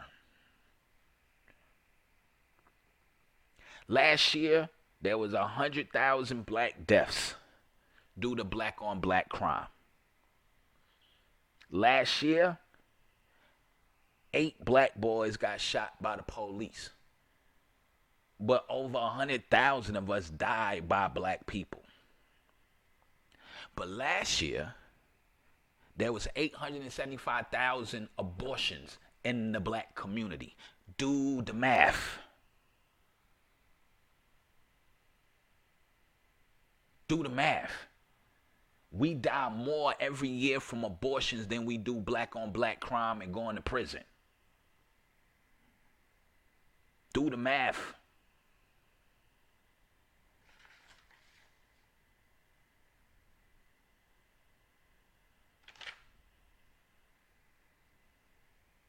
Do the math.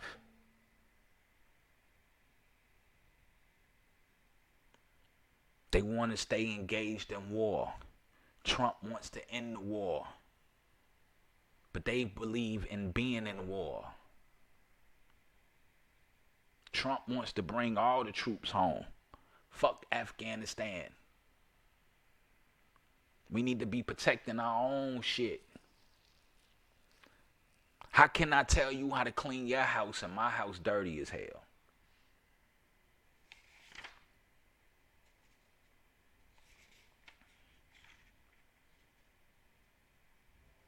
And then Cory Booker said African Americans die. African Americans are under the police more than they were in slavery. Well, nigga, there was only 1 million slaves. There's 40 million of us now. And trust and believe all of us don't live up under the police. Because, nigga, I live in a neighborhood. First off, where I live, I didn't even know we had these many police officers. Until we had, they had this thing where they bring out all the food trucks on Tuesday and they call it Tasty Tuesdays. So the first time I went to Tasty Tuesdays, I saw all these police officers. I was like, damn. I didn't even know we had these many police officers. I've been here where I'm at for a whole year. I've only seen 2 of them. So all black people aren't under police control. And then he said he lived in the community, in a poor community with his constituents. Well, you don't know more, nigga. You live in D.C. But when you was the mayor, you did. You could have did something about that. But you didn't. Listen, man. They are targeting the illegal immigrants in this election. They are targeting the illegals and the transgenders. The black vote and the white vote don't count no more in America. They don't give a damn about y'all. Black folks, they took y'all neighborhoods so they can bring the Mexicans in.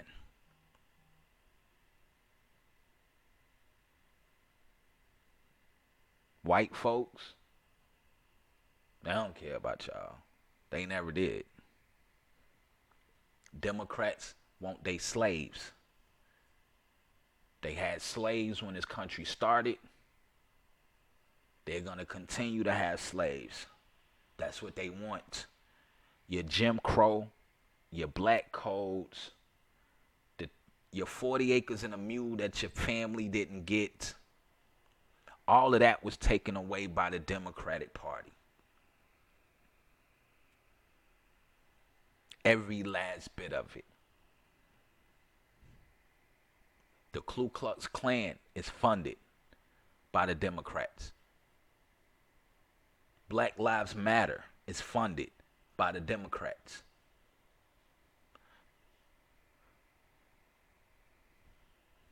Do you see where this is going? Y'all are not important anymore. This is why they want to change the Voting Rights Act to everybody that's living in our borders can vote, whether you're a citizen or not. I don't think that's the reason Malcolm X got shot. I don't think that's the reason why Dr. King got shot. That's not the reason why white folks who helped out in the black struggle got hung right next to Negroes. They don't tell you about the white folks they hung. Oh, they hung a shitload of white folk. But it was your Democratic Party who did it. The true separation of family started from the Democrat Party. Let's forget slavery. Let's take slavery off the table. For poor blacks and poor whites, the greatest family separation that the Democratic Party ever gave you was the welfare system.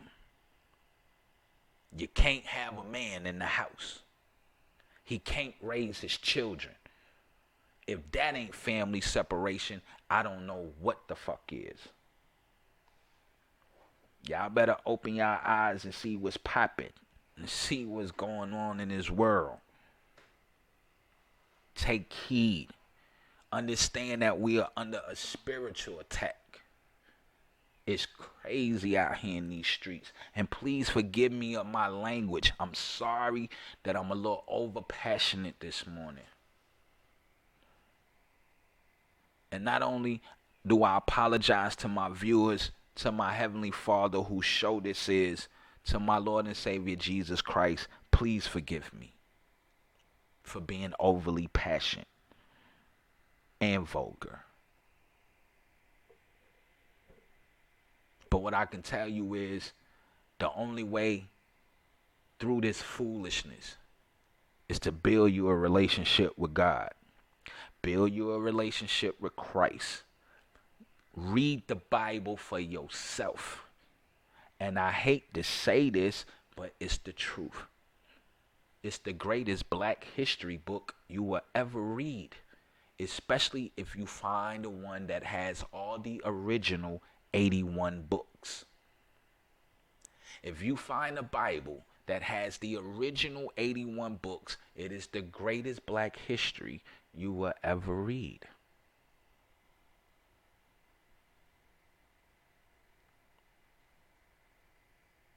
It's based on black people. And for you so-called Negroes who feel because you're from Africa, you're not African.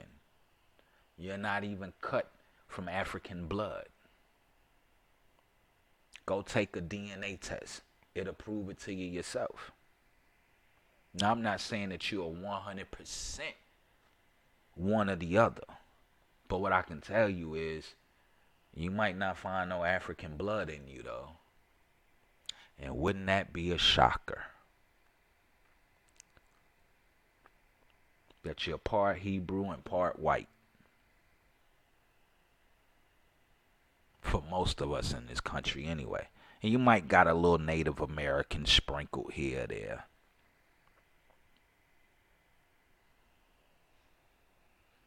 But what I can tell you is this. Your bloodline can't save you no more. And black people in this country never asked why they were slaves. So let me tell you why. Because your ancestors decided to do idol worship and follow the gods of Egypt. And then their descendants decided to kill Jesus Christ. And then after they did that, then they still decided to do idol worship and everything that God told them not to do. Participate with women and do this and do that and do this and do that. But they did it anyway. So God had already made the plan because he knew you was. That's why he said he gave out two. He said, I give you a choice. Either your people are going to obey me and prosper, or they're going to not obey me. And these are the things that's going to happen to you. And if you don't have to take my word for it, go read Deuteronomy 28.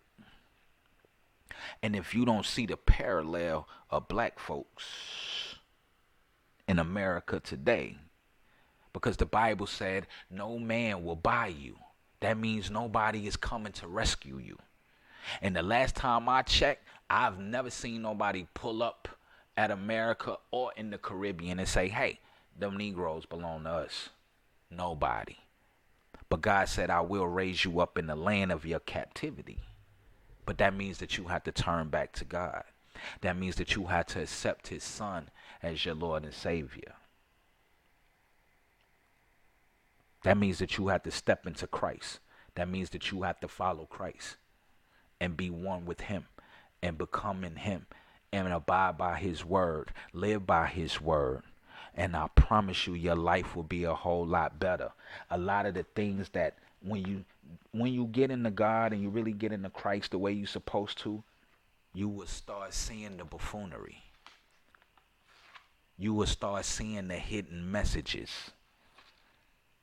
You will start seeing Satan's work.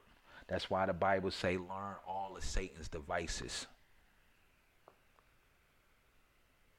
I was watching a yoga commercial and the lady was doing yoga, but she had the goat on her back.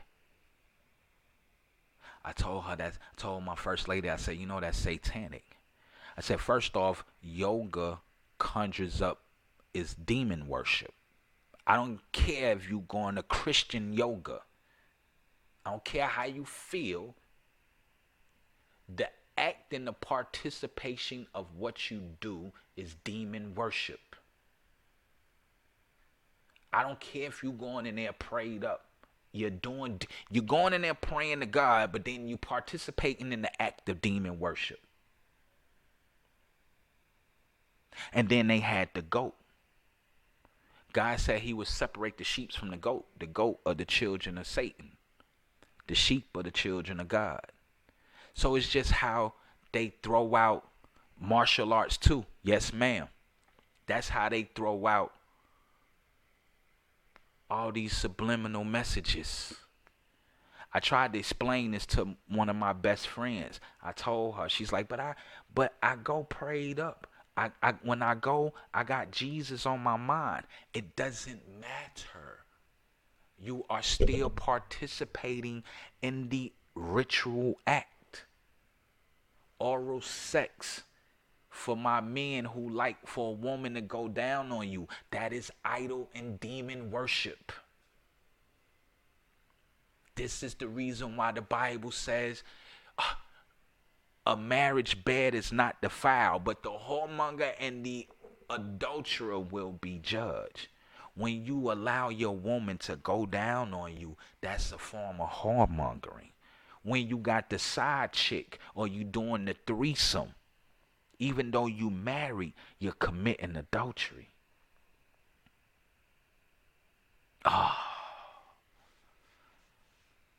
I'm way past my time. I'm supposed to have been off at 11 o'clock. I'm sorry I kept y'all this long. All I can tell you is this. Go get right with God. Go get right with Jesus. That's all I can tell you. That's all you got.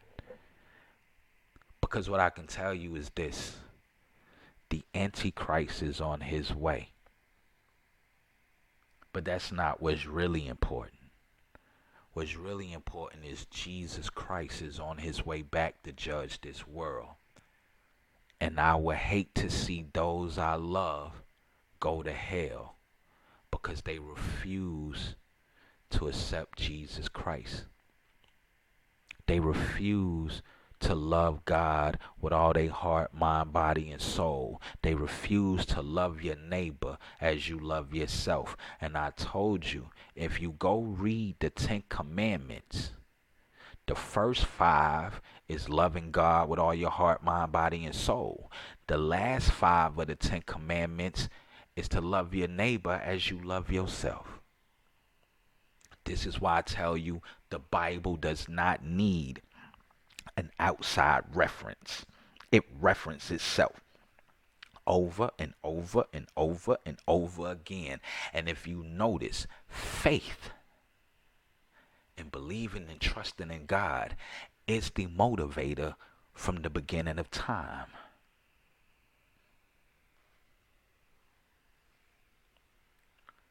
So I love y'all, man. Please, please watch this debate tonight.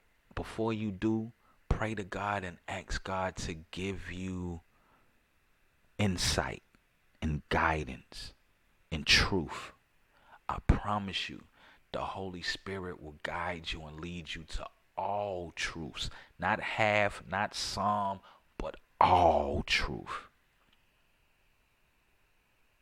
It'll pop right out on you on the screen. You'll be like, whoa, stop playing. So get your life right with God. Accept Jesus Christ as your Lord and Savior. Please understand, we are the generation in the last days that Jesus spoke of. Please get ready, because it's about to get ugly. That's my time, man. I love y'all. Y'all, make sure you like, share, tell somebody about it, subscribe, hit the notification button so you know when we come on.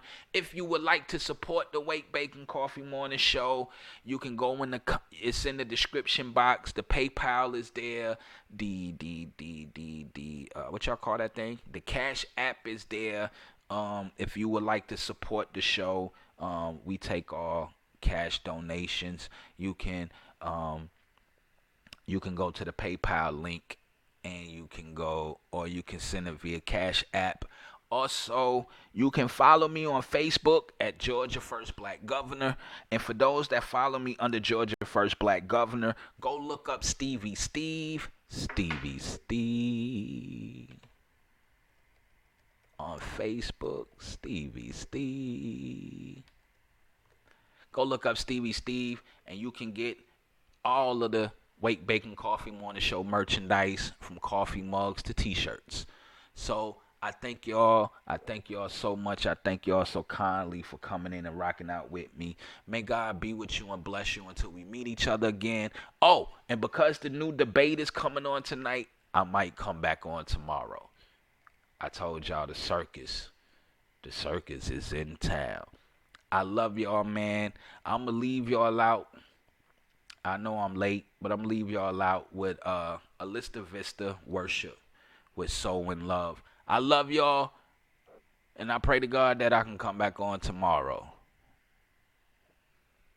Gov gone. Jesus, Jesus, Jesus,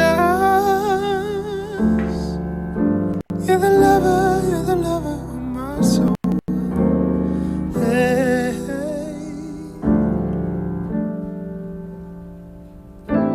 Father's endless mercy prepared a table for me. How can it even be? You sent your son down to save me. And no other name will I praise but yours. No other name will I praise but yours.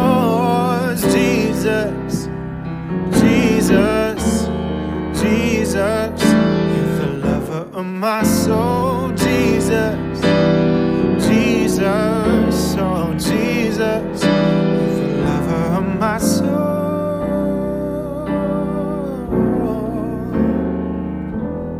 The lover of my soul.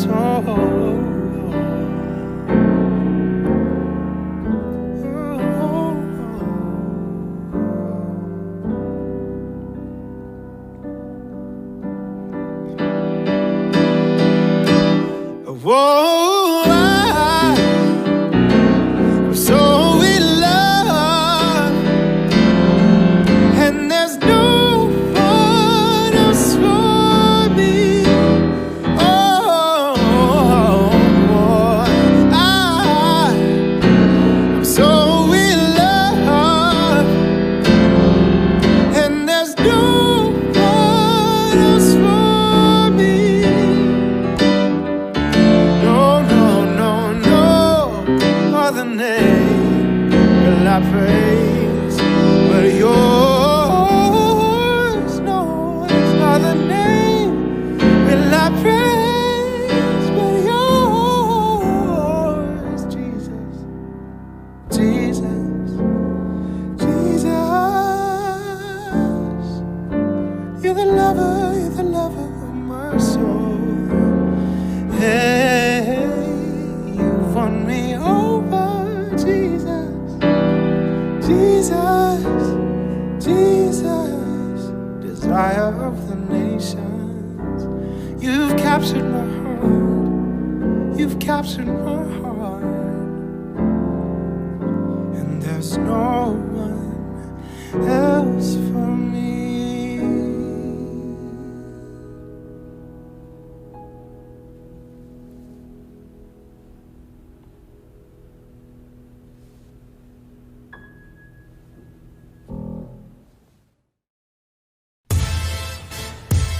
Time to get up and get ready. Yeah. For the hottest morning show in the ATL. It's the Wake, Bake, and Coffee Morning Show. Live with Georgia First Black Governor.